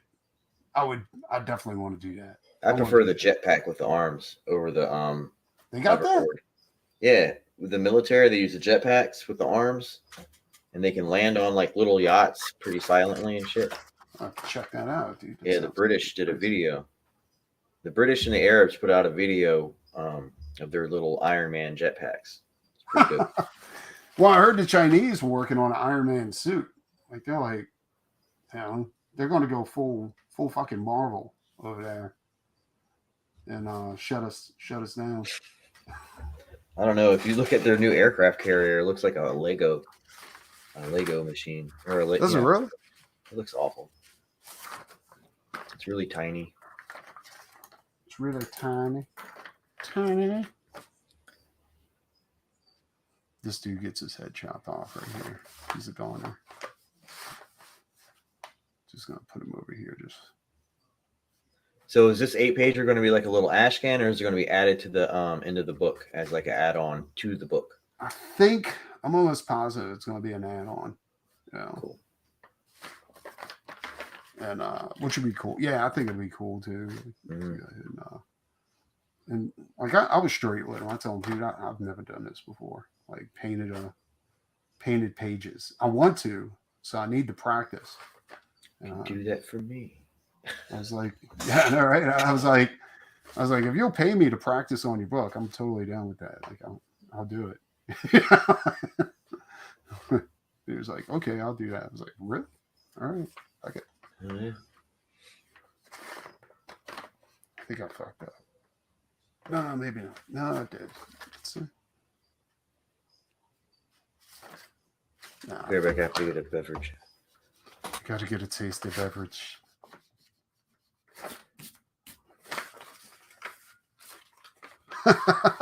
I know, right? Can you imagine a bunch of Chinese like just fucking jetpacking in with Iron Man suits? We got you. Or fucking Robotech. Oh, dude, if they did that, that'd be awesome. I have to defect.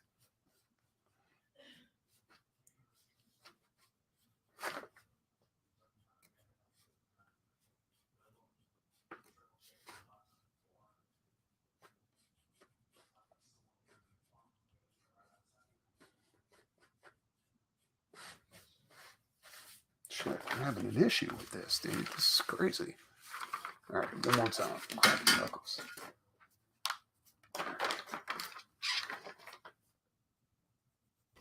Is Brian done with his book yet?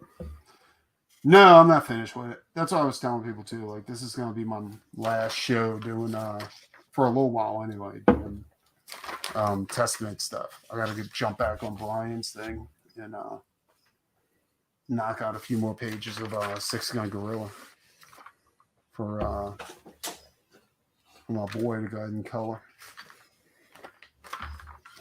And who's coloring it again? Oliver from 656. That's right. 656, motherfucker. Is he the one who did the color with the skull? He's the one that did all of Micah's stuff for fucking 3 Nights, 4 Days. Well, the colorist for the cover A, I think it is, with the demon holding the skull. That fucking. Oh, you're talking about badass. for the Crypticals. Cryptinals? Yeah. Cryptinals. That's what it is. Cryptinals. I think There's that's so what many. it is. Anyway. Yeah. I think he did actually. I think he did the. I think that was his cover. I love that color, man. The cover. Excuse me. Yeah. It's so simple too. Yeah, that was really simple.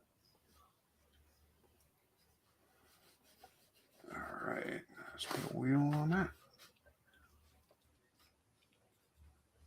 Y'all got Godfather pizza out there? Dude, we used to, like, way back in the day. Like, I never even knew Godfather was still around, son. I was like, that tripped me out. I was like, no way. It just opened here, like, I don't know, 4 or 5 months ago. Just not like this year. Damn. Because we have Commodore's pizza. And I just discovered that we had Commodore's pizza. Right. I thought Commodores and Godfathers and all those motherfuckers were out of business. We don't have any of the Domino's and the pizza. They're not close. They're like way too far away. Seriously? It's just always like the gas station pizza. I got to be honest, dude. I like Domino's pizza. Like, I've always liked Domino's pizza. Domino's thin crust, bro. Ugh, love it. Thin crust is good. It's just that the motherfucker, it just doesn't fill you up, you know. So I kind of stay away from it. You know? But because I need to get filled up, dude. I can't just eat anything. That's crazy. You ever had a place called Uno's? It's like Chicago style. We had a place. We had these brothers that inside of a mall in Slidell. They had a pizza joint, you know, and dude, they did like traditional fucking brick oven, you know, fucking pizzas, and they were huge. They had these huge pizzas they would give you for like a fraction of what you would pay Domino's, you know, and I don't know what happened to them. Like the last thing I heard, they were going to open up a shop, and then they just kind of disappeared. You know? I don't know. It was weird. The mall places were the best back in the day. Yeah. The mall Or- pizzas. Yeah, I used to dig them. We had this spot that would they had calzones and everything, and they would pick it and throw it back in the oven for you, and you sat down and they would bring that shit to you. Like if you're sitting out in the mall.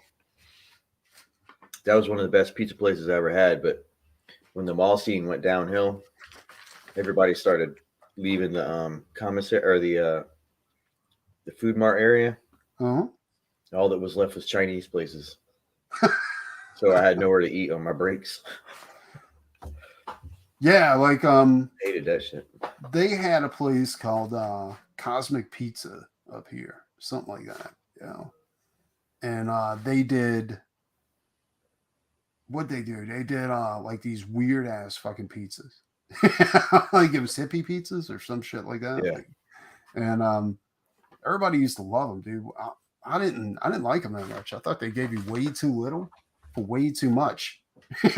Like, and it was all because it was like they had like vegan pizzas, and I was like, Oh, that's a hell no. travesty, dude. You can't have vegan pizza. I was like, what is that vegan pizza? You know, it's like it's crazy, dude. And yeah, people used to say, oh, they're the best. I'm like, they're not the best, dude. You need that grease. You know, you need the Yeah. grease and the fucking pepperoni and all that shit. Like, that's a Yeah, man. pizza. The Uno's has a flaky crust. It's almost like, I don't want to say a pie, but it's like a pie. And they put like tomato chunks in there, Well, fresh vegetables and shit like that. it's supposed it's to be a pizza pie, though, right? Yeah, I guess. But it's the only pizza place I ever had like that. And they were good as shit. I had them in Chicago.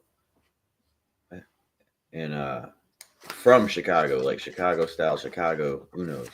I know, right? Like, So good. Mr. Martinez is right. Like, they think because they're healthy, they can charge you way more money for less, right? Like, Hmm. when I was trying to eat healthy, like my buddies were telling me, like, you are not going to be able to pull this off. I was like, what are you talking about? They're like, dude, all you're going to do is spend way more money for like less food. Yeah. Like, you know, instead of eating healthy, just eat less. You know, that's what you're going to do anyway if you try to eat healthy. They were right. Boom. Like Smoothie King. I remember Smoothie King for a while there. It had sandwiches. Yeah. Yeah, it was- we had tropical smoothie. Yeah, dude, it was Yeah. like $9 for a fucking sandwich, you know? And the sandwich was just like, it was about this big. Yeah. And I was, yeah, dude. And it was like, so I was like, I'm eating healthy. So this is why I wasn't making that much money. So I go to Smoothie King, I got a sandwich and I got a smoothie for $20. And 30 minutes later, I was starving. I was it wasn't working out, dude.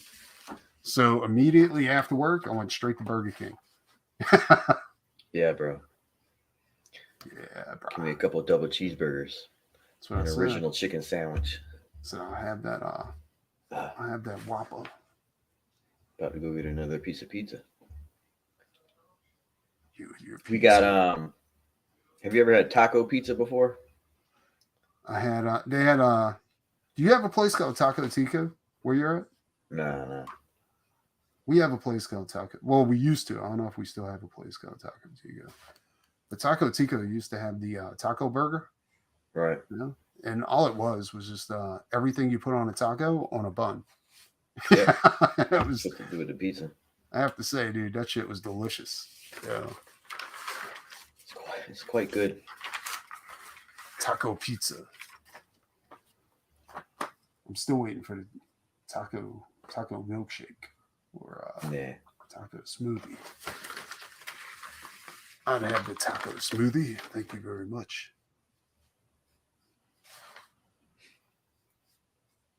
Yeah. You got the decapitated son. Messing with Old Testament. Can you believe Bill Cosby got released? I figured it was going to happen eventually. They Like, didn't give any evidence during the thing. well, that's what I was about to say. Like, I was actually of the same mind as everybody else. Like, I was like, Bill Cosby's guilty. But then I was watching a video. Like, I was watching this dude Razor Fist.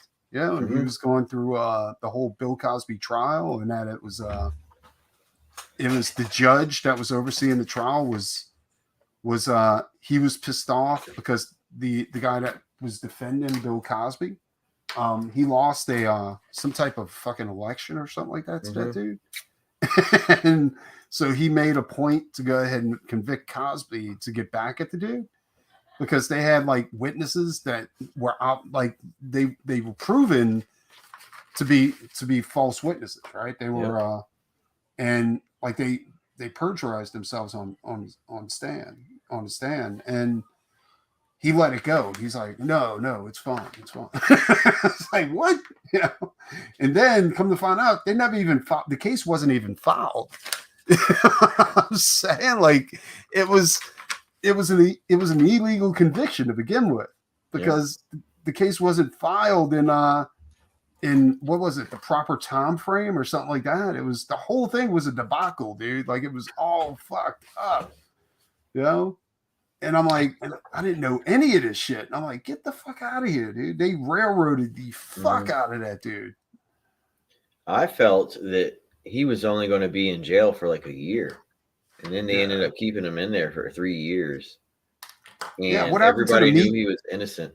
Well, that's what they said too, is that it was the birth of the Me Too movement.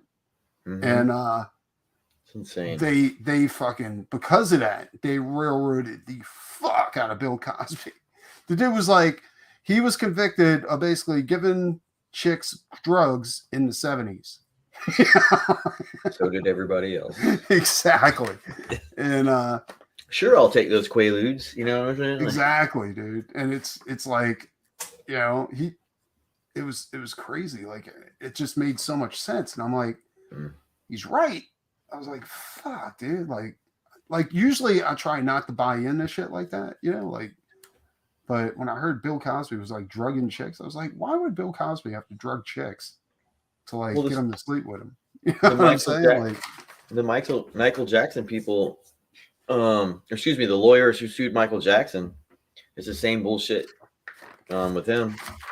It's the Nexium people, the Seagram Sevens people. Yeah. It's all of them lawyers are the people who fucked with Michael Jackson. Really? Yeah. It's the Seagram 7 Nexium people. Huh. Shit you not, dude. I never heard of that before. What is the Seagram 7? The Bronfmans. The Bronfmans are the people who are the family that own the alcohol Seagram 7. Oh, okay. Yeah. It's all tied, like Michael Jackson. Their lawyer were one of the first people who got that lady to sue Michael Jackson way back when. It's all tied to that shit. Those fucking crazy ass lawyers that work for Bronfman, like these girls put spyware on their father who owned Seagram 7. I feel like they probably killed him. I don't know. It's really suspicious. But they got in trouble for spying on their father when he was still alive, stealing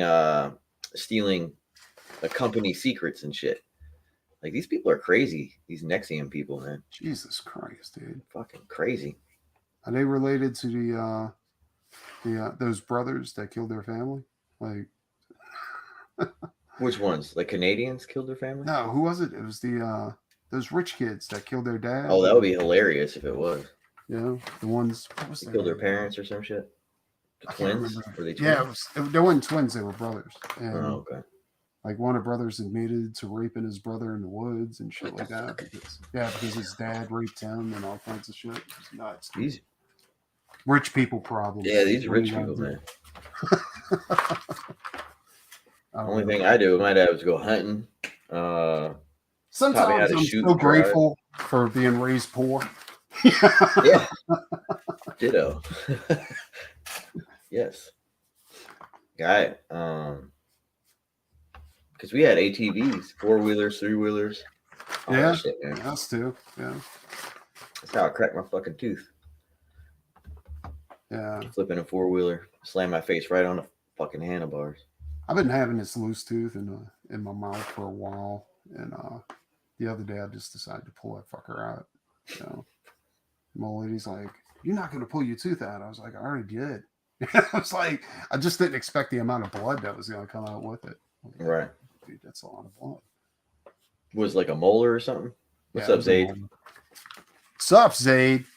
Zaid, man, he just said he's finished with his lettering for his book. Which book? The werewolf one, the Magic Cop, right? Magic Cop 2. Werewolf one. Sorry. Oh, cool. Yeah. I mean, there is a Yes. dog. I could be wrong. It's a werewolf. It's a werewolf based on Miami Vice. Mm-hmm. Nah, I A was. big poodle. Zaid's got some shit with him. He's got some good shit with him. He is one book producing mofo. Oh, did you send my package? My 9 What Devils? package? No, not yet. I haven't mailed out any non-devils. I gotta mail that out. I'm holding off on. I was holding off on mailing that for. Well, why not? Oh, because I had to do some commissions to go along with them. I got to do Mr. Martinez's commission to be to be very honest with you. And I got a few other ones to do too, but I'm trying to knock out a bunch of this stuff before I actually get to that. Word. That's why I told her, well, you know what? I can mail out the books. Like, I don't think that'd be a big deal. In fact, you know what? When I mail out that non-Devils book to Mr. Martinez and you, since both of you guys are patrons, I'll mail out some extra, like, production art to go along with it. Cool. It may not be non-Devils production art. It might be like leftover stuff from commissions or stuff like that. I want to start putting some shit on the wall here. Sketches, or like I was telling him, I have all that work left over from that Chuck Dixon job that I did, so I can throw that in there too. You know, that way we ain't gotta pack it away in storage. I can just give it to you. I did the $20 one. $20 tier. So Yeah. I got to redo those tiers too. Like those tiers cool. are way out of date. Yeah. Yeah. I got my debit card yesterday or the day before. So it's time to spend. Well, I got an illic charge, so they canceled my card and had to send me a new one. So wait, what happened? Oh, and it some charge got and they immediately canceled it and called us. Oh, cool. Well, at least they did that. Completely random too. I had something like that happen to me a while back, and I called my bank and I was like, dude, I do not live in Colorado and I did not buy ski equipment. You know? And she's like, it's fine, sir. She's like, this happens all the time. It's just going to fall off of your balance. I was like, what?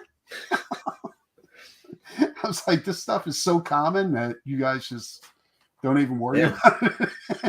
I think it was from the gas pump, but I'm not sure. With me, it happened like right after I bought a sandwich at this one place that I never fucking stop at. Right. Right. And I decided to stop over there, and I was like, I'm gonna get a po' boy, And so I got a po' boy, and I'm like, fuck, dude. And then next thing I know, like some dude's buying like skis to go fucking ski off a mountain or some shit like that. This motherfucker. That's happened to me like 3 times. The first time I was in Vegas, sitting at a blackjack table. Oh wow. Yeah, my bank called me up while I'm sitting at the table, and it's like, "Hey, you just got a $2,000, $3,000 charge."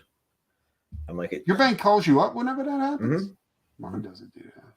I think you can ask them to do that. I know whenever I used to do shows, like they would people's cards would get shut down, like while they're at the show, because these guys, like, they don't spend a lot of money, and then out of nowhere they just start spending cash. You know what I'm saying? And the bank's like, suspicious. It's fucking suspicious.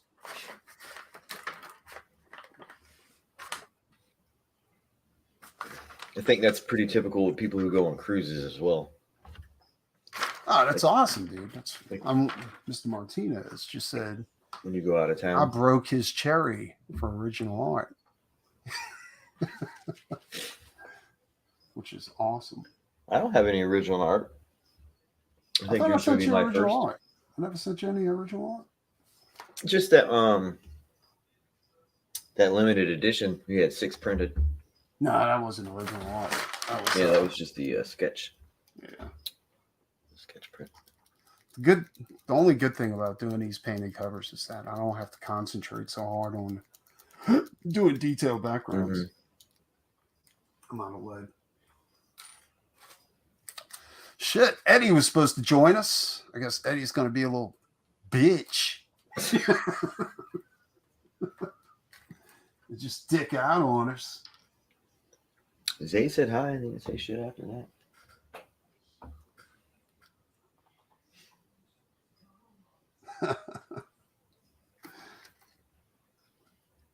I can't believe Eddie fucking standing me up like that. That motherfucker. How dare Where did you go, Eddie? Where did you go? Christian Slater, why is he trending? Christian Slater. Wasn't he in something recently? Like he was Oh, I don't know. I think it was some sci-fi shit or something. I know he has a production company.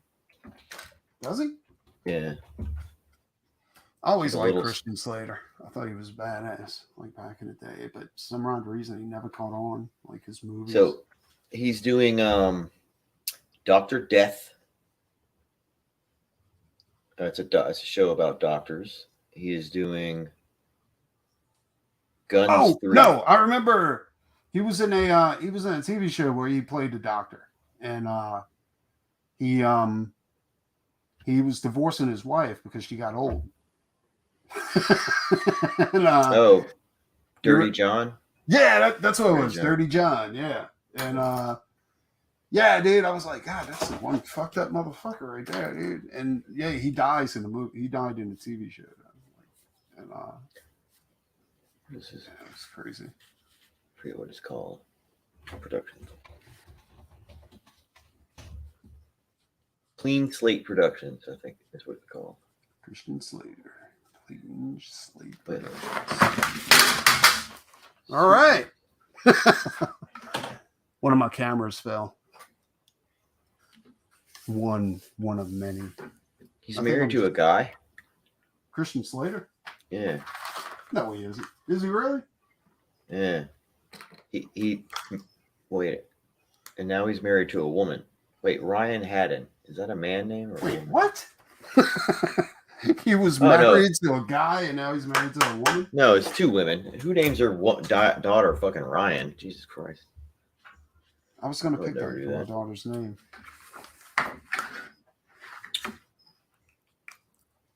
Zaid. Zaid, I'll put the link for the show in the Doc Salem feed if you're interested. Getting a PDF ready for the For my backers. For the I editor. want to give this to my backers. I've never met a female Ryan in my life. You and your stupid successful campaigns.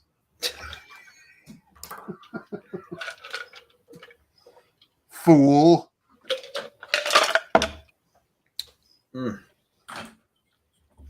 Went to some southern place the other day and they sell gallons of milk. Gallons of sweet tea. Gallons I was of milk. about to say gallons of milk. Fucking idiot. How odd. Gallons of sweet tea, man. It's delicious. I got some iced coffee in the fridge. I decided to be kind of daring and get iced coffee from the grocery store. It's Starbucks, but pretty good. I usually don't get that kind of shit. I use Cafe Bustelo for my espresso machine. Espresso. I think I might start signing these pages just in case somebody buys them off of the internet, the interweb.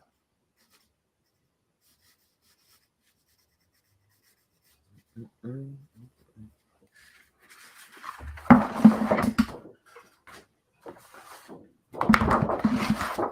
Texas taxes, is that what I said? Yeah. I got to remind myself to pay my taxes for Texas because the way it works is that if you don't do a show up in Texas, and I think they hope that you forget, right? Like because if you don't do the show and if you fail to file your taxes every quarter, you get $1,000 fine. You know what I'm saying? And it's so easy to forget that you have to pay your taxes because you're like, if you don't do a show like within like a few months in Texas, you know, you don't really, you know, like care about paying taxes if you Right.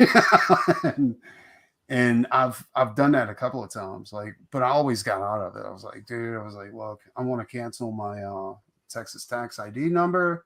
You know, like, are you sure? I said, I'm pretty positive, and I'm not going to be able to pay this fee. I was, I was like, because I don't even live there. Like, I thought this was canceled a while back, and blah blah blah. Just, you know, just fucking talk some shit, and usually they fall for it. A buddy of mine, but that's before they started getting wise to that shit. A buddy of mine went ahead and he forgot, and he lives in Louisiana too, but they wouldn't let him slide. They were like, no, you got to pay this fine. And it, like $1,000 doesn't sound like a ton of money, but Fuck yeah, like, it is. yeah, no, it is when you have to just throw it away. You know what I'm saying? Like, and he had to throw it away on taxes. Mm-hmm. So I made sure to write that on my desk and check. But you know what? I got a letter like recently because during COVID, because I knew I wasn't going to have any cons to do within like in the year, so I just filed the year ahead. Right. And I was like, you know, zero earnings because, you know, I made zero. They canceled my number because they were like, I don't know why, dude. They said because you haven't made any money within blah blah blah, so we're taking your number away. And I'm like, well, you guys suck. And so that's what happened. The hell is my phone doing?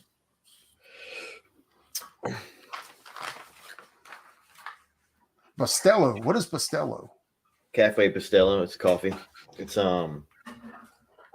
Spanish coffee, if I'm not mistaken. Oh, nice. Is that better than American coffee, or? I don't think there's any American coffee, is there? I don't know. Like, you know, like black coffee. Is it better than black coffee? Well, I have or is black coffee racist coffee? I don't know. I have an espresso machine, so I just make lattes.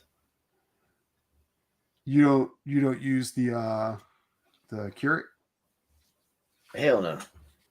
I stopped using mine. I hated it, dude. I was like, I like having a pot, you know, to make a pot of coffee. Yeah. But because I like pouring however much I want. And so I told my wife, I was like, just get rid of this fucking thing because nobody else drinks coffee but me, you know, and in the house. And she was like, why do you want to go with a pot? She's kind of bougie, you know, and she's like, right. Yeah, we got this Keurig and it costs like this. I was like, I don't give a fuck how much that thing costs. I don't like just using a cup, like, you know, the little Keurig cups. I was like, I want to pour however much I want to pour. I want it to be as strong as I want it to be, you know. And plus, the cups are fucking expensive, dude. Like, that's another reason I don't like it. And they're so we got coffee pot, we got the steamer, we got the thing where you like the French press, we got the espresso machine. Yeah, we got all that shit.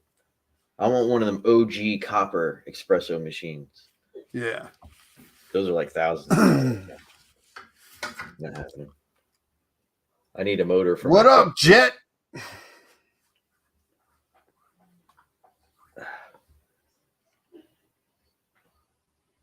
Testament. What's up, Jet Monkey? Dude, I used to love Testament back in the day. Testament was badass back in the day, dude. Like that, Anthrax, you know, fucking Metallica, all that shit. Yeah. J Money doesn't know what I'm talking about. J Money, like Anthrax was this band. It wasn't a disease. It was a band, and people used to listen to it. And Metallica wasn't a disease that cows catch. That was also. I've been to System of a Down, Metallica. I've been to plenty of rock bands. Dude, you know, I could never get into System of a Down. I could never get into it. Like I tried too. I tried hard. I was like, they're all right in the beginning. I just couldn't. Just Like, it was amazing. just too weird. Like, I never Who's seen it another as one? metal. I thought it was just like, Slipknot's fun. oh, Slipknot was badass, dude. I saw Slipknot in the Boathouse in Virginia. Really? And it's like 300 is the max capacity. And you had naked bitches hanging from the ceiling. At on, Slipknot? Yeah, it was extremely it was a radio special event for Uh-huh. in Virginia Beach, Virginia. You had to win tickets or know people from like the Norva and stuff like that. It was epic. It was one of the most insane concerts ever. They made a Anthrax comic book. They also made a King Diamond comic, but I don't think they understand what a graphic novel is. it's King one, Diamond? yeah. They made a King Diamond, because what was it, Abigail? Yeah, from his one of his, I can't Yes, remember which Abigail. album it was. Was the name of the album out Abigail? Yeah. All right, yeah, because the album was fucking amazing. Like I never liked all of King Diamond, but I liked that one, like that album. But yeah, they did a comic, but I don't think they understand what comics are, right? Because the graphic novel that they made, it's the same company that did the Dio graphic novel, the Holy Diver. And they hired people that aren't comic artists, and they just did single illustrations per page, one illustration per page. And then they had like a wall of text on the other side. So it was like, this isn't a graphic novel. Like, I don't know if you guys know what you're doing. I don't think you do. But this is not a graphic novel. And yeah, it was a trip. But this is from the 80s and shit, though. Yeah. What are you talking about, a graphic novel? No, the King Diamond and all these guys. Mm-hmm. Yeah, but for some odd reason, they're making they decided to do graphic novels like based off of all this stuff, all these 80s bands. Oh, so this is recent that they're doing the graphic novel. Yeah. With their old work from back then. Yep. Yeah. Okay. I don't know why. Like I have no clue why they're doing it, but it seems weird to me. Like, why would you do, like, I want to say it's a money grab, but I don't think so. Like, how can it be a money grab? Because, it's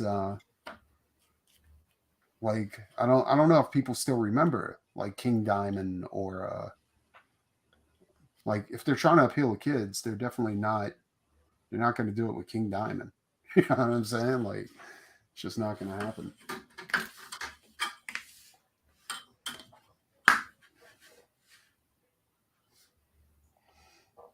You got kids, don't you, J Money?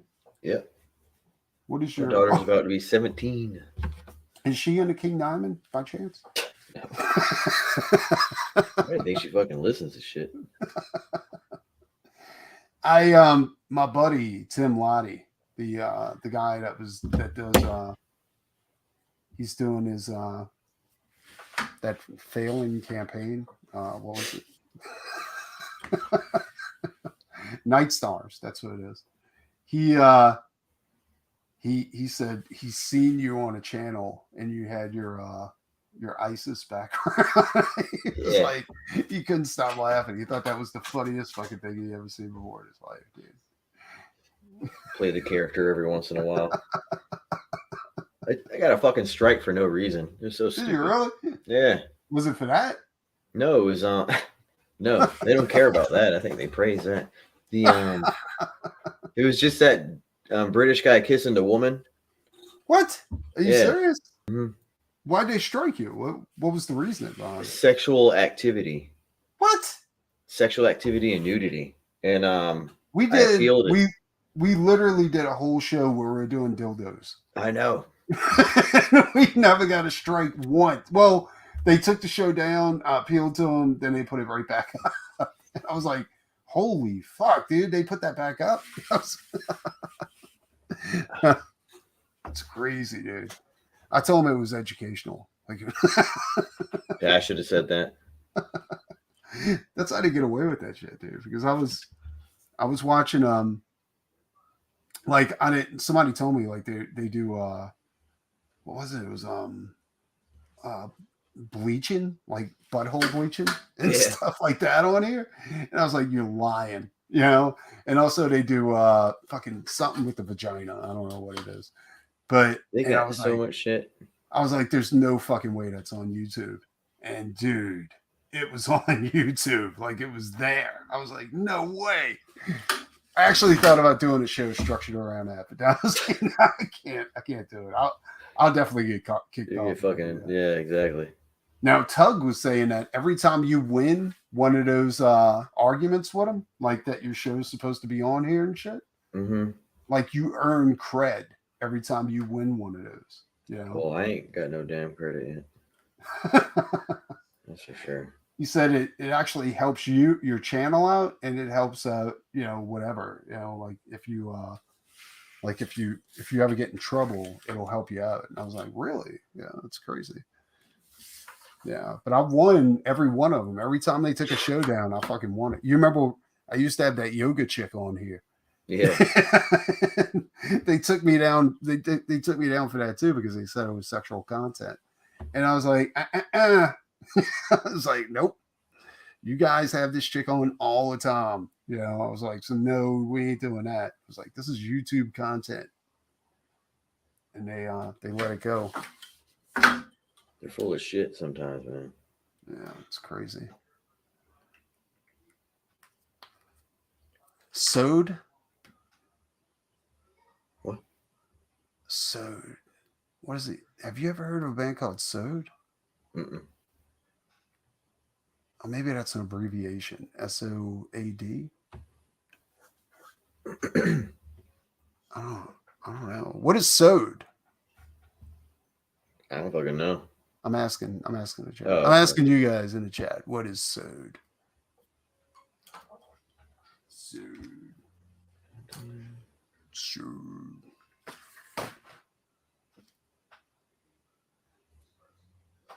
You know what? Before I start this, I think I'm gonna help my buddy Sim out a little bit. So, word. Do a little bit of Sim stuff. System of a Down. No, I just couldn't get in Sued.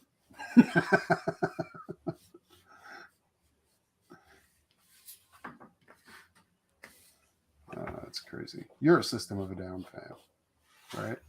It was really anything. I mean, I don't buy fucking albums. Nobody values album. I just don't listen to music like often enough. I read and listen to shit like books. I'm boring. Oh, you do audiobooks? Sometimes some books are expensive. They are, but yeah, there's ways to get around that too. Yeah, so I'll just do it illegally, the PDF or something. Fucking delete. I love audiobooks. I think they're awesome. This Rose. Yeah, she came out pretty good. This was a warm-up sketch, and I figured since Simpsons sketch cards, I'll trade him for a copy or something. I don't know. If he wants to use it, I have no idea if he wants to use it. Yeah, but I was thinking maybe put weird spiders or some shit like that on here and have her destroy them. Yeah. This ain't giving me a fucking headache. Dude, you know they got a new do you watch any DC animated? Or are you completely I've seen some of them. They're actually pretty good here recently. Yeah. That's like I haven't really had a problem with any of the DC animated shit. Mm-hmm. Yeah. But they got a new one. I don't know if it's new or not, but they got the Long Halloween. Is that right? The Batman thing. I got to check that out and see if it's any good. Yeah. My phone is tripping. And then I was trying to catch up on my Thor issues, right? Like and because of that Loki TV show, I haven't watched it either. I have no idea how good or bad it is or whatever. But because of that Loki TV show, like those Thor issues are like jumping up in price, like the old Kirby and Lee uh, books, which is a good part of my collection, you know. But I'm only missing like 6 from those old books. It's like 147, 14, whatever, you know. And the I was on there and I was looking for them, and I'm like, these are just filler issues. Why are they $100? It's like, which ones are they? I'm about to go through all my Thors and shit. That's what I'm saying. Like, I was like, this is crazy, dude. Like, I'll send you a list if you got any. Just let me know, and I'll trade you out some shit or whatever. But yeah, dude. Like, I was like, the only one that was really like a key issue was what was that troll's name? Erlich or something like that. The troll, you know. And I was like, but he's like a super minor character, you know. And they wanted a little bit of money for that. They wanted like, you know, $50 or $60. I'm like, why do they want that much money for it? That's a garbage issue, you know? And it turns out like he's on the Loki TV show, or he's going to be appearing on a Loki TV show or some shit like that. Yeah. Yeah. But I didn't even know the Loki TV show was out. Like, I'm so not interested in that shit, you know? It's pretty. The first 2 are okay. The second 2 are like D minuses. You watched it? Was it any good? Yeah. And there's only 6 episodes. Yeah, that's what they're doing with everything. Even I think Invincible only had 6 episodes or something like that. Oh, I don't know. I think actually there was a lot for Invincible, if I'm not mistaken. But I could be wrong. I think there was 9 or 13 or some shit like that. Really? Huh. Look real quick. I'm gonna have to check that out, because I think Invincible was okay. A little bit, just a little. No, Invincible was great. I loved Invincible. Thought that was great. Yeah, 8 episodes. That's right. 8 episodes. Yeah, I dig this outfit too. Like her, like this character caught me. It must be the skulls. It's got to be the skulls. You know what I'm saying?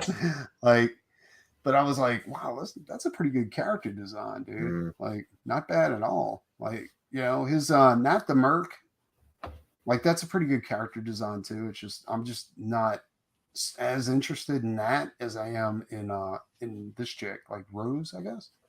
You know,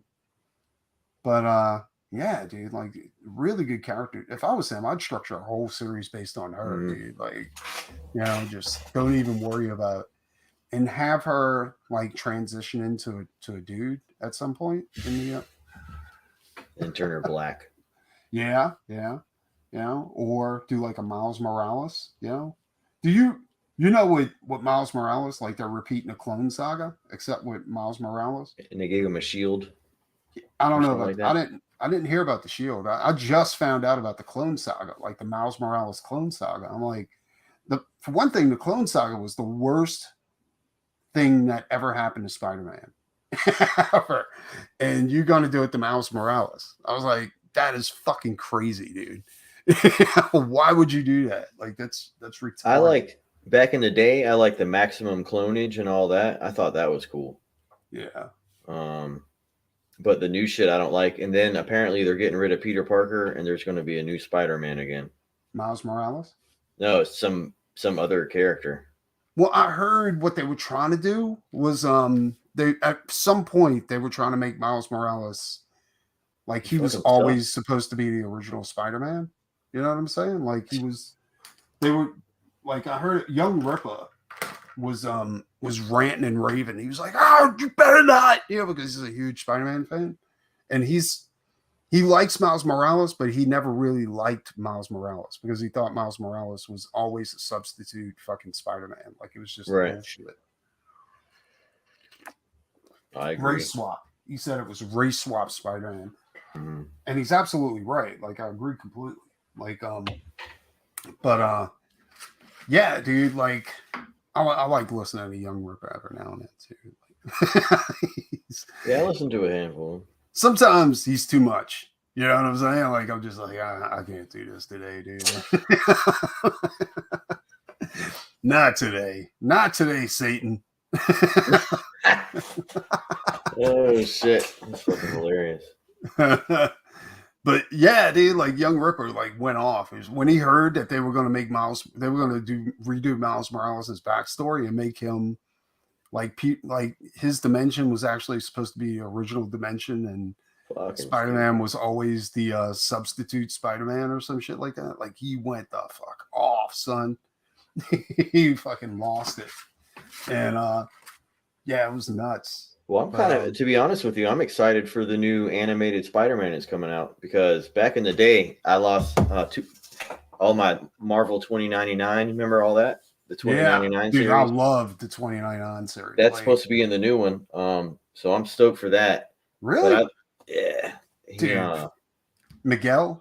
Yeah. That's Miguel, the right? futuristic. Yeah, dude. Miguel was badass. Like I fucking love Miguel. Like that Spider-Man, when they introduced that, I was like the regular Spider-Man is just Spider-Man, right? And this is heavy metal Spider-Man. He's got claws. He wears a skull on his face. Saying, like it was badass, dude. Is this the box? Oh, this is. I got a couple Thors in this box right here, if I'm not mistaken. Really? You don't have old Thors though. You gotta have like the new shit or something. I got some older stuff for sure. Nice. You have to send me a list of stuff that you got. I got stuff I want. You a bunch of shit already. I know. Here you go. Here you go. Check out these two. I got a bunch of shit I can send you though. Like I got stuff in it that's sitting in my. Holy shit, dude! You got that? Yeah. That's crazy. I got them both. Holy shit, dude! Yeah, and those they're clean. They're so clean and they smell so good. Really? I didn't know you had that kind of scratch. Yeah. I got stuff I'm willing to get rid of. There you go. Kang the Conqueror. Like I got extras. Oh, that's nice. Yeah, this is an extra. Really? Like I got doubles of some of this stuff. So just so you know, if you want to get rid of some of your doubles, and I can give you some of my doubles. I wish I had some damn doubles. I got doubles of some of my old Ghost Rider stuff too. Oh, nice. That's awesome. Yeah. Yeah, man. I wish I had a cleaner issue of this though. The first Gray Beast. I was never a big Beast fan. I know why you probably have that because it's a collector's issue or something like that. Is that right? I don't know. I got so long ago. This is clean as hell too. That's why I keep trying to. That's the whole reason why I do the show where we just show off our comics. You know? Yeah. It's because I kind of want to start like a little group where we trade. You know what I'm saying? Like we trade up books, you know, because I got so much shit that I can trade. Yeah. Right. That's in the 200s, isn't it? I'm looking at the 322. Yeah. Oh, threes. Okay. Yeah, because I have nothing I don't have too much in the threes. I gotta build my 300s collection. And then I got first Bucky and Falcon. Oh, no way. Dude, you got it. That's gonna be some scratch right there, son. Yeah. Yeah. And this Falcon one is real clean. Yeah. I was never that type of a fan though, where I was a fan of the Falcon and stuff like that. Yeah, no, that's why I was getting your boy on here and all these other different people. Go ahead and we gotta do that, man, for real. I agree with you. Yeah. Like we'll just do a whole show where we just show off what we want, what we're willing to part with. Oh, here you go. I know stuff, dude. I know everybody will like that one. Yeah, that's the Mobius. Yeah. Fucking Silver Surfer. I had number 2. It was only number 1 was Mobius, right? It wasn't. I thought they were both Mobius. Was it number 2 as well? I think so, yeah. I had it somewhere, but I have no idea where it ran away to. That happens to me too. Like I fucking lost a bunch of shit. Yeah, then I found it. Then I lost it again. Then I found it. Oh, you know what I got? I got a bunch of extras of Mobius. I guess Mobius. OG.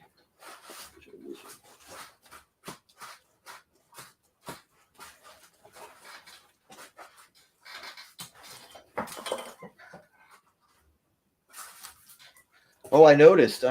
So did you notice with X Factor, the early 60s and the 70s, I think, they had the Celestials in there? It looks like they're kind of probably going to go that route. They are. They're going that route with the Eternals. Yeah. So here, check this out. This is what I got for trade, right? So I got the Airwalker appearance, and Fantastic Four. The Mobius Blade versus Blade cover. This one I think it's going for like $200 right now. There you go. Oh, here you go. Captain Ooh, Marvel. that's a nice Marvel. Number 14. Damn. Dude, this I've is in never owned a pristine Marvel condition. This one is not in pristine condition. That's why I'm trying to replace it. Damn. Deathlock. I got a bunch of Deathlocks. Like the second and third appearance of Deathlock. Pull out some good ones real quick. Oh, here you go. Here's What's that? Let's see. 111. Let me put you on. Let me half the screen up. Yeah, half the screen. There we go. Oh, it's so much better. Cool. Yeah. This is I got a couple of issues of this too. This is the Jim Starlin run of Captain Marvel versus Thanos. Yeah. Oh, OMAC. In the new GJ, I would say JG, but in the new animated Spider-Man, they're supposed to be doing Spider-Man 2099 for the part 2 that's coming out. Dude, I am so fucking excited about that. That sounds fucking amazing. Yeah. Here, I'll pull out some Fantastic Fours real quick. For some odd reason, this one's worth money too, and I have no idea why. Like, with the Captain Marvels? Yeah, dude. Like the first appearance of Wrecker. This is annual. Oh, that's badass. Oh yeah. I think I got that one. I got it somewhere. I don't know where it's at. I think that was Oh, here's another one. Another old Captain Marvel. The OGs. Or not OGs, they're not expensive. Turtles number 7. I used to have the old I like this cover. I always love Turtles number 8. Look at this cover, Preston. Who is that? That's I like that cover too. It almost looks like Lobo. The wild one? Yeah. Iron Fist number 15. This is right after the reason why this one's popular is because it's right after the X-Men came back from the Mcron crystal where they were where the Phoenix died. Yeah. There you go. Here's a dope one. Oh, look at that. Some more Mobius. Oh, sweet. Yeah, dude, I got a ton of Fantastic Four. Yeah. Like locked away. Here you go. Locked away? Yeah. I'm willing to get rid of those too. The first appearance of Ego, the Living Planet. Nice. Yeah, dude, I got a bunch of shit. Like just waiting to go to your house, J Money. Oh shit, I do Just have another waiting. Ghost Rider. I got that one. Yeah. My Ghost Rider collection is fucking pristine, son. It's not as good as my Thor. Well, no, it's better than my Thor collection because actually. Did you ever get into the Marvel Tales? No, because I found out it was all reprints. Yeah, they're all they're just like the later editions, but we get like 3 stories, 6 or 7 pages each or whatever. Yeah, I picked up on them when I was a kid because I liked the Shocker. Yeah, I was like, dude, fucking Shocker. But and I used to get them like fucking like every month. Yeah, I'd beg my mom to go to the store so I could go pick up a Marvel Tales.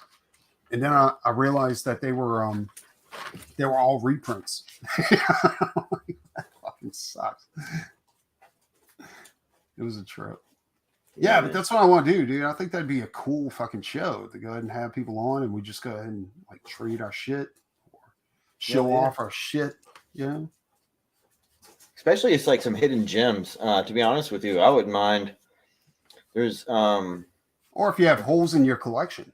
Yeah, I would say a couple early 200s of X-Men and some shit like that. Just I have some X-Men, but you know who's got a fucking treasure trove of X-Men? Chris Kyle. Right. He does. Yeah. I got some, but it's mainly because like I want to collect the Star Jammers. Yeah. I love the Star Jam. Yeah, that's what I'm saying. Like the 200s and the 300s and all that. I love, dude. Yeah. It started getting crazy. Like, well, actually, I'm a huge fan of John Romita Jr. Yeah. And when he was working on X-Men, I thought that was fucking phenomenal. You remember these? Oh yeah. Oh yeah. That's when John Byrne was doing it, right? I'll send you the pirated X-Men story he did. I got it, dude. I was gonna have books made, like a graphic novel made of it. But I always love these colors. Look at this. I fucking love this color growing up. I seen it on cartoonist kayfabe. The color? No, the cover. Just the like cover. The old school ping pong or pinball. I mean. Yeah, that's badass. That's the Games Master, isn't it? Like from yeah. Gorasha. Kami would love this one. Gorasha. Oh, that's badass. Yeah, that was. You go. This is the one. The reason why I like. Oh no way. No wait, that's not. It's 26. No, it's not. I was about to say, dude. I was like, what? It's like, is that giant size X-Men #1? No. Fucking close. I've got to hold it. That's about it. Yeah, I've seen it. I've seen Thor 83. Well, Journey into Mystery 83, but I never got a chance to like have it. Yeah. Also Fantastic Four #1. Yeah. Yeah. But unfortunately, it wasn't in the cards for me to own that shit. One of my dad's Navy friends, who was a dentist, and he retired. He had all that stuff, man. He had all of it. X-Men 1, fantastic. He had literally all the 1s, all the 2s, all the 3s, everything. Yeah. That's when X-Men was fun. You know, when John Byrne and all those guys were working on it. It seemed to me like the more serious the X-Men got, the less interested I was into them, you know. Like when JR was working on X-Men, I liked it. I thought it was cool because it was still had that fantasy aspect, and they were playing with Nomad at the time, you know. And Nomad, I always liked Nomad too. I thought he was like fucking crazy, like badass. Yeah. No, not Nomad. It was fuck. What was his name? God damn it, dude. You mean like Shadow King? No, it was God damn it, not Grimlock. I don't know why I thought of Grimlock. It was damn it. It means something. Like it means something stupid. He was the Sentinel, like the ultimate Sentinel, you know? Right. Are you talking about Days of Future Past story? I think so. I think it was because it introduced the Scott and Jean's daughter. Yeah. Wonder how they're going to do all that now. I hope they introduce every time they try to do something like that, like if they don't do it like the book, it's not going to turn out right. I don't know why they keep trying to do shit and change it. Like it doesn't work out. You know? There you go, bro. Oh, that's cool. Yeah. Isn't that JR? Yeah, that's JR. Yeah. I always liked that dude. I always liked his work. I like his attitude. He's a funny bitch, yeah. Nimrod. Yeah. Nimrod. That's who it is. Yeah. No, they had I got a friend that he gets violent if you start talking about Jan. He doesn't like that dude at all. Yeah. Fucking hates him. It's like he's only working because of his dad. Yeah. I always loved the Muir Island saga. I thought that was dope. Especially like with the Legion and the Shadow King. Did you ever see the Legion TV show, Preston?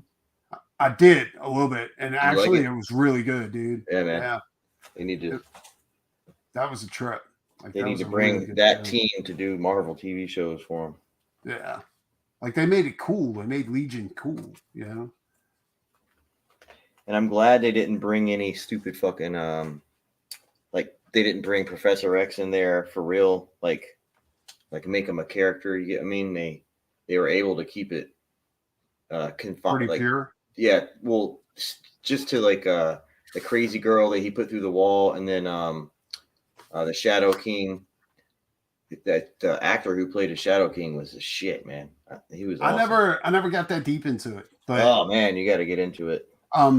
Zayd brings up a good character too. Like in X Factor, they had a story in there where Cyclops versed. He went against Master Mold, you know, and I started like I'm I'm a completionist. So if I couldn't get like X-Men number 1, 2, 3, whatever, then I wasn't interested in collecting it. You know, like I didn't like starting in the middle.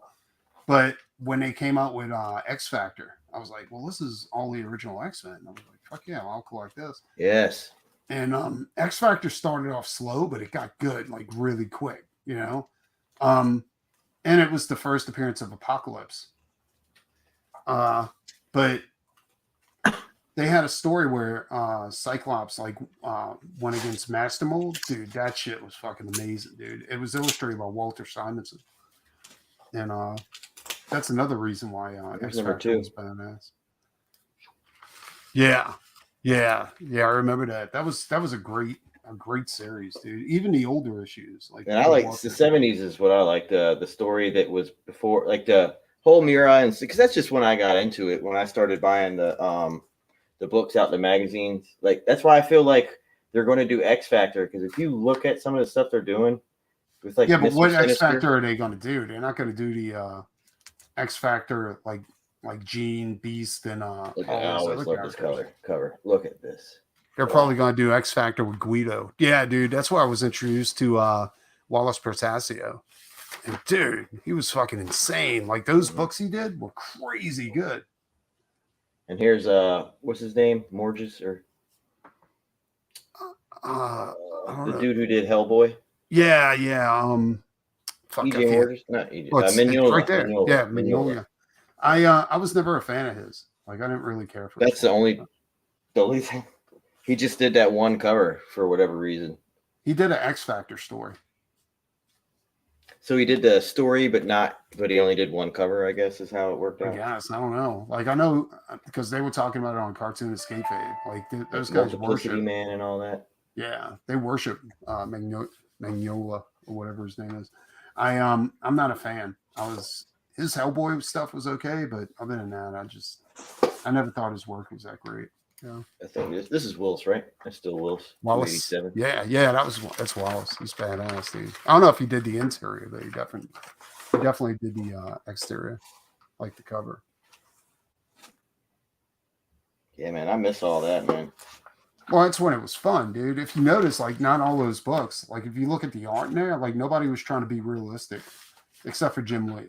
That was but and that's what trips me out. Like right now, any comic you pull up, like none of it's cartoony. You know, it's all like super serious, like fucking, you know, like even the Thor comics. And I'm like I'm looking at Ron Friend's books right now because I'm like, dude, those things were awesome, dude. Like the story where Thor broke through the armor of a Celestial, and he goes inside the Celestial and he tries to destroy the Celestial's brain. And instead he loses his hammer, like his hammer blows up. You know, that was a great fucking story. And Ron Friends did an amazing job on that shit. I got a few more. I got do you have X Factor 6 with the first appearance of Apocalypse? No, I ain't got that one. I thought that was 2, like X Factor 2. Like No, he was in the shadows. The 6 was the 6 was Apocalypse. That's his full appearance, or was that his like him in the shadows? Because I know one of them was him just in the shadows telling people what to do. I don't know, but I know I missed out on some good opportunities growing up. That's a fact. Dude, you still got a good collection. Hey, I never knew you had that kind of a collection. I thought you were just you got a pretty good one. Now I got all this shit the day that came out. Or excuse me, the week they came out. Yeah. Well, a majority of them anyways. Somewhere in here. But I started out with Conan. It was Conan, Uncanny X-Men, and Guardians of the Galaxy with the purple dude, and the bow and arrow. I forget his name. Oh yeah. I can't remember his name either. But yeah, I know what you're talking It was about. that team.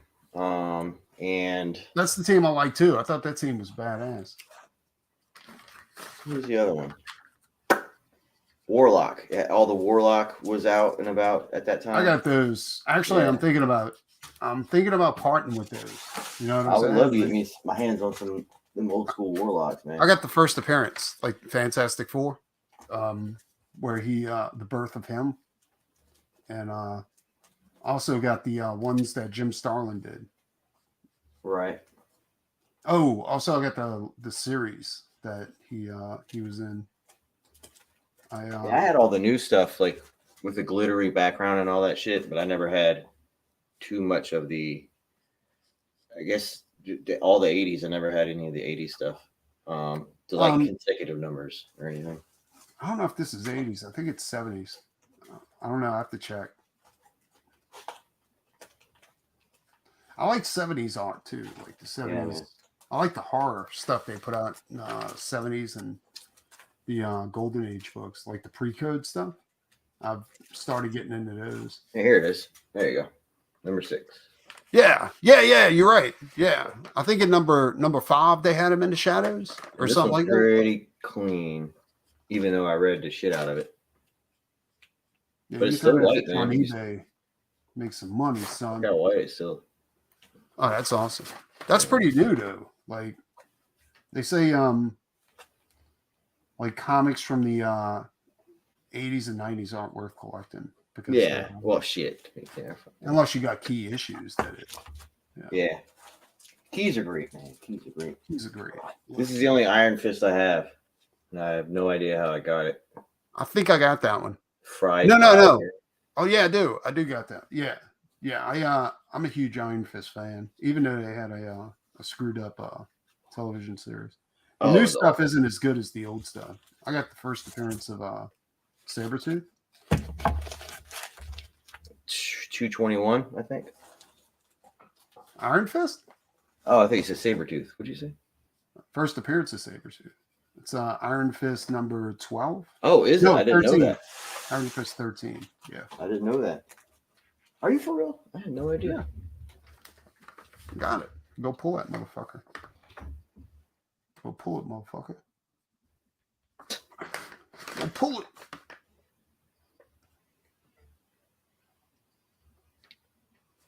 Loading. Nimrod. Zayd with the Nimrod. I didn't like the way Snyder did Nimrod at all. How did he do Nimrod? I don't think I've seen that shit. movie. He made him like a plated morphing sentinel.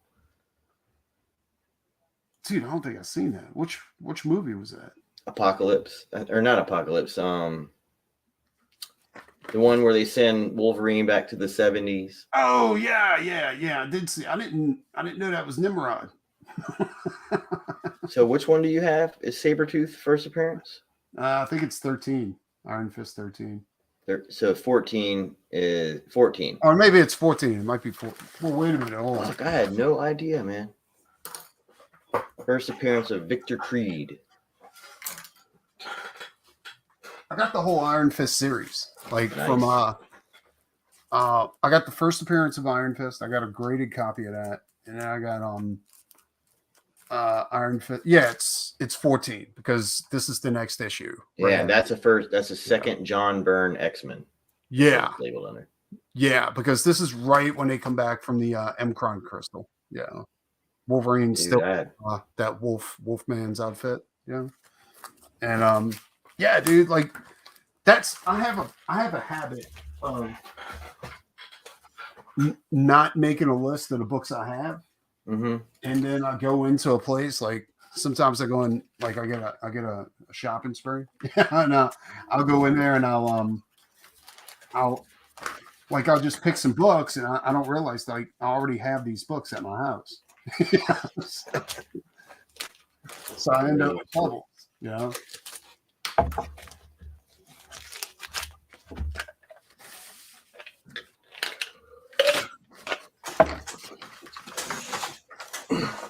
Oh, did you see what I posted?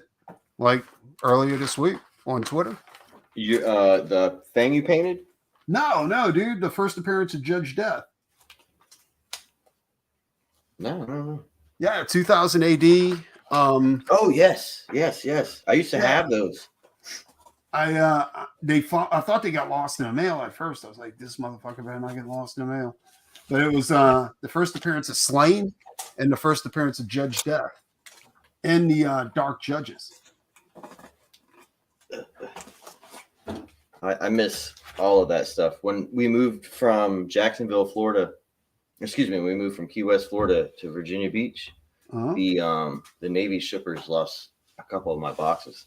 Yeah, dude. But like, I got those issues just for that. But then when I came in, I cracked them open, and I was blown away by the artwork that was in there. Like, that wasn't related to Judge Death or Slain. Like that. It was fucking amazing, dude. Like, seeing that shit in person is just way cool. And they're all matte, right? They're all the matte ones. The what? They're all matte feeling. Yeah, like they don't have a cover. Yeah, it's all newsprint, the whole book. That's what tripped me out too. I was like, I thought that was weird. Like they never had a cover, but I think there was a paper shortage or something like that. Like back then.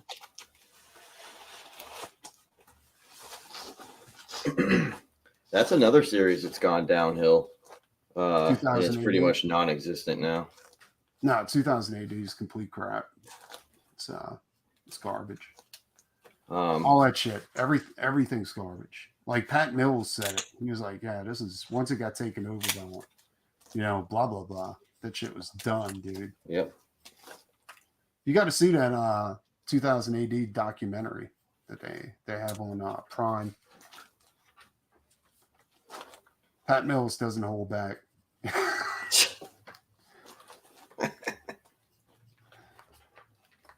He talked about his brain melting because he had to do like he said if he had to do one more fucking issue of Valiant, that was it. He's gonna shoot himself. No way, dude.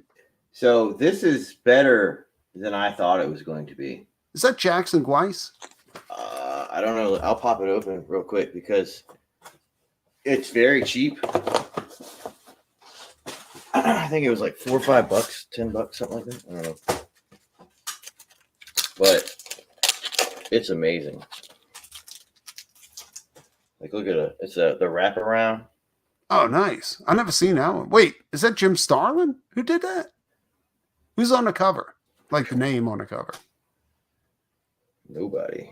Yeah, they got him on the side, right? Wrightson. Billy Wright. Bernie Wrightson? Bernie Wrightson, excuse me, Billy. Dude, that's awesome. Yeah. But it's the entire, like, they could do it today. They don't do anything like this. Yeah, but that's what I'm saying. Like, you can be on acid and you have to be on acid. They don't hire artists like that anymore for some reason. Like, they only hire people that draw from fucking 3D models. Look at that. Yeah, like, dude, they would sell so many books.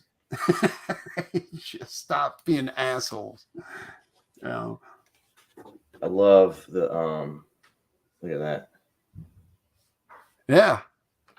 That whole book, is that all Bernie? I think it's all him.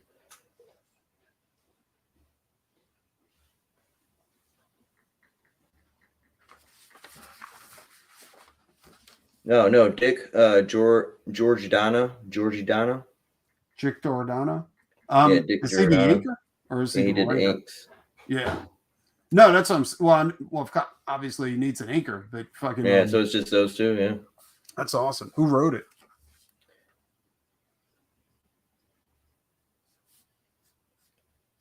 Steve Englehart and Frank Brunner did the pencils. Oh, he never did the he only did the cover? Yeah, he only did the cover, yeah. Holy shit. Who printed it? It's totally Marvel. I'm joking. Well, some of these aren't under that shit though, right? I don't know, dude, but I can tell you this. Like, I ordered the Thor Max series because I didn't know they had zombie fucking Vikings. I was like, get out, dude. I got to see that. And so I'm waiting for that to come in. It smells so good. I know, right? That's one thing I can tell you. When I opened up those 2000 AD issues, like that's the first thing that hits you. It smells like a comic shop. You know what I'm saying? Because it's all, there's no cover. It's all like newsprint. But the what was this? I don't even remember what it was. It had to be that collectible shop, I think. Where you got it? Yeah. You plan on giving it back to them at some point? No. But what I was saying is they got there's a couple spots around here that has some fantastic old books for fucking cheap. I was like, I wanna go to one thing we used to do when we were kids. We used to jump in a car and just go hunt for comic shops.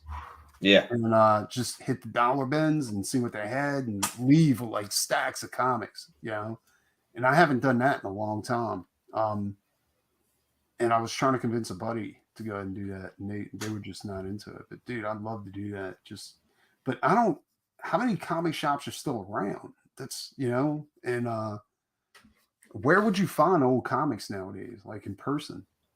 Well, the one spot by us is it's a collector shop. So they got old games, they got Super Nintendos, they have vinyls, cards like Yu-Gi-Oh and Magic. So like they're a jack of all trades. So that's how they were able to survive. And like also the shop. owner, he says he has a pretty big eBay shop. So yeah, he's able to survive through eBay too. Well, I can tell you, like the guy that I usually get my comics from, he I think he survived because he buys collections. Like he keeps his shop stocked up with old comics, you know. And yeah, dude, like that's the thing. Like, because people still want comics, they just don't want modern comics. Have you ever heard of this guy right here? Very Gary Comics? No. So he buys collections only.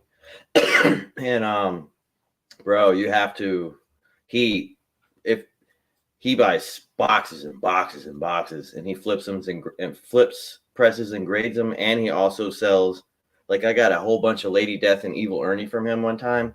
Like 16 or 18 comic books for $22, $23. Oh, really? Yeah. So because he used to do Instagram auctions. You just go to his live chat, but I think he only does it on YouTube now. Yeah. But he's a ginger, and he will have what you need. He's like a miniature Mile High Comics, I guess is the way to put it. You still collect Evil Ernie and Lady Death? If I find old ones, I buy them. Okay, because I got a couple of doubles from the original. Yeah, I only like the original stuff. Yeah. See, that's what I'm saying. I got shit I can trade you, son. Yeah, man. Got shit I can trade you, boy. And next time you do a big campaign, I'll just bring my books. Yeah, I know, right? So what is this 14B? Is it like a no UPC code on it or something? I don't know. 35-cent variant. Do you have the 35-cent variant? For what? For Iron Fist number 14? I don't know. For either 15, issue 14? I got 2 copies of Iron Fist 14. Oh, no. I got 1 copy of Iron Fist 14. I don't know. I have to check it. The 35-cent variant is extremely expensive compared to... Dude, they're all extremely expensive. I know mine, like I paid $200 for the fucker. Yeah. But it was like a 7.5, very fine. Yeah, no, mine's in perfect condition, dude. That's a good price. Yeah, I got it from Canada though. Like the dude, he lived in Canada, and he was like, we negotiated for a minute. I was trying real hard not to piss him off, because sometimes when you're negotiating with people on eBay, if you negotiate too much, actually, I take that back. I did piss him off, and he cut off communications. Like he was because at some point it becomes a game. You know what I'm saying? And you're just trying to see how low you can get them to go. Yeah. And I was already getting a good price, but I was still negotiating. You know, I was like, well, how about if I just give you this? And then he just wouldn't say anything. And I was like, I'm sorry. So he opened. He was like, "It's fine, dude." He's like, "I understand." Yeah. So he sold me the issue, and I waited for a while for that one to come in too. I hate ordering out of country, you know, because it takes so fucking long for that shit to come in. But yeah, dude, it came in. It was in perfect condition, and that's the reason why I got it for such a low price. He wasn't selling it. Well, like it wasn't selling, and I think it wasn't selling because he had a really bad picture of it up. Right. You know, it was kind of blurry, and I think people thought he was trying to scam them. You know, and so I decided to take a chance on it, and it paid off. But I was never really a Wolverine fan. Like I never really liked Wolverine. I was more of a Sabretooth fan anyway, because I thought Sabretooth was always more vicious. You know? Yeah. Where Wolverine was a puss. You know, always complaining about shit. I don't remember my past. Who am I? Who am I? Oh, dude. Eddie says he's falling asleep in his chair like an old man. Eddie's a bitch. Nah, it's fine. I'm about to end the stream anyway. Yeah. I think J Money's getting tired. No, I'm fine. I mean, you can end it, whatever. It don't matter. He just put in a private text. He was like, yeah, I am getting tired. But don't make me seem like a bitch. That's what he said. Don't make me out to be a bitch. What's going on? Oh. Good night, all. I'm falling asleep. It's only what time? It's 12 o'clock. Yeah, it's 12 o'clock for us. Yeah, it's not late at all. It's about 12:30. Yeah. I've been trying to work my schedule back out to like that way I'm not fucking just staying up at all hours of the night. But it's fucking rough, dude, because if I don't have to get up, I don't know why I should. You know? Right. It sucks. Well, fuck. I mean, sometimes you're just going to sleep in. I don't sleep in. I just I called you that one day at like 12 or 1 o'clock. No, that's because I stay up to like 3. And I try to get 8 hours. Like I want to get 8 hours of sleep. Yes. You know? I try. If I don't get 8 hours of sleep, I become a little bitch. You know, and I complain a lot. And and I'm tired all day if I don't get 8 hours. You know. So Oh shit. Yo, look what my girl got me for fucking Father's Day, dude. It's a fucking horned. Holy shit, dude! That's all. Yeah. Is that carved? Like they carved the No, wolf? it's a real in that fucking one? horn, dude. No, I mean they carved the wolf in it. Yeah. And then he bent the horn back. You got shot glasses to go with that? Yeah, she got a fucking shot glass. I can't believe it. That's fucking awesome. I wonder if they Yeah, made I it. never out of the even knew same this horn. shit existed. And there's a wolf on it too. You think they made it out of the same horn, like the shot glass? I don't know. It's called Viking culture. Oh shit! How many? It's fucking. And even the opener it's horn too. I think this is walrus or something like that. Walrus? Some shit. I could be wrong. I don't fucking know. But this was the coolest fucking. Like, the hell, it's hand carved, yo. That is cool. Because we have horns already. Like we have huge fucking stag horns, and we got ones that you can drink. But I ain't never seen nothing like this in my life. I guess they heat it up or something, and they bend it back and cool it really quick. I fucking don't know. I honestly don't think that's the way it works. Because I think it's not metal. I think the horn will just catch on fire if you do that shit. No. I mean, like you heat it up like in a stove or a kiln. I think they wet it like they like Is that what it is? Gibson guitars used to do that. They would Cool. they would use a steam process to go ahead and bend the neck back on your Gibson guitar. Yeah, that's why Gibson was so fragile, because if you bump that neck at all, it would come the fuck off. All right, we're into the stream. Time to go. My wife just came in and told me to. Dude, that's pretty badass.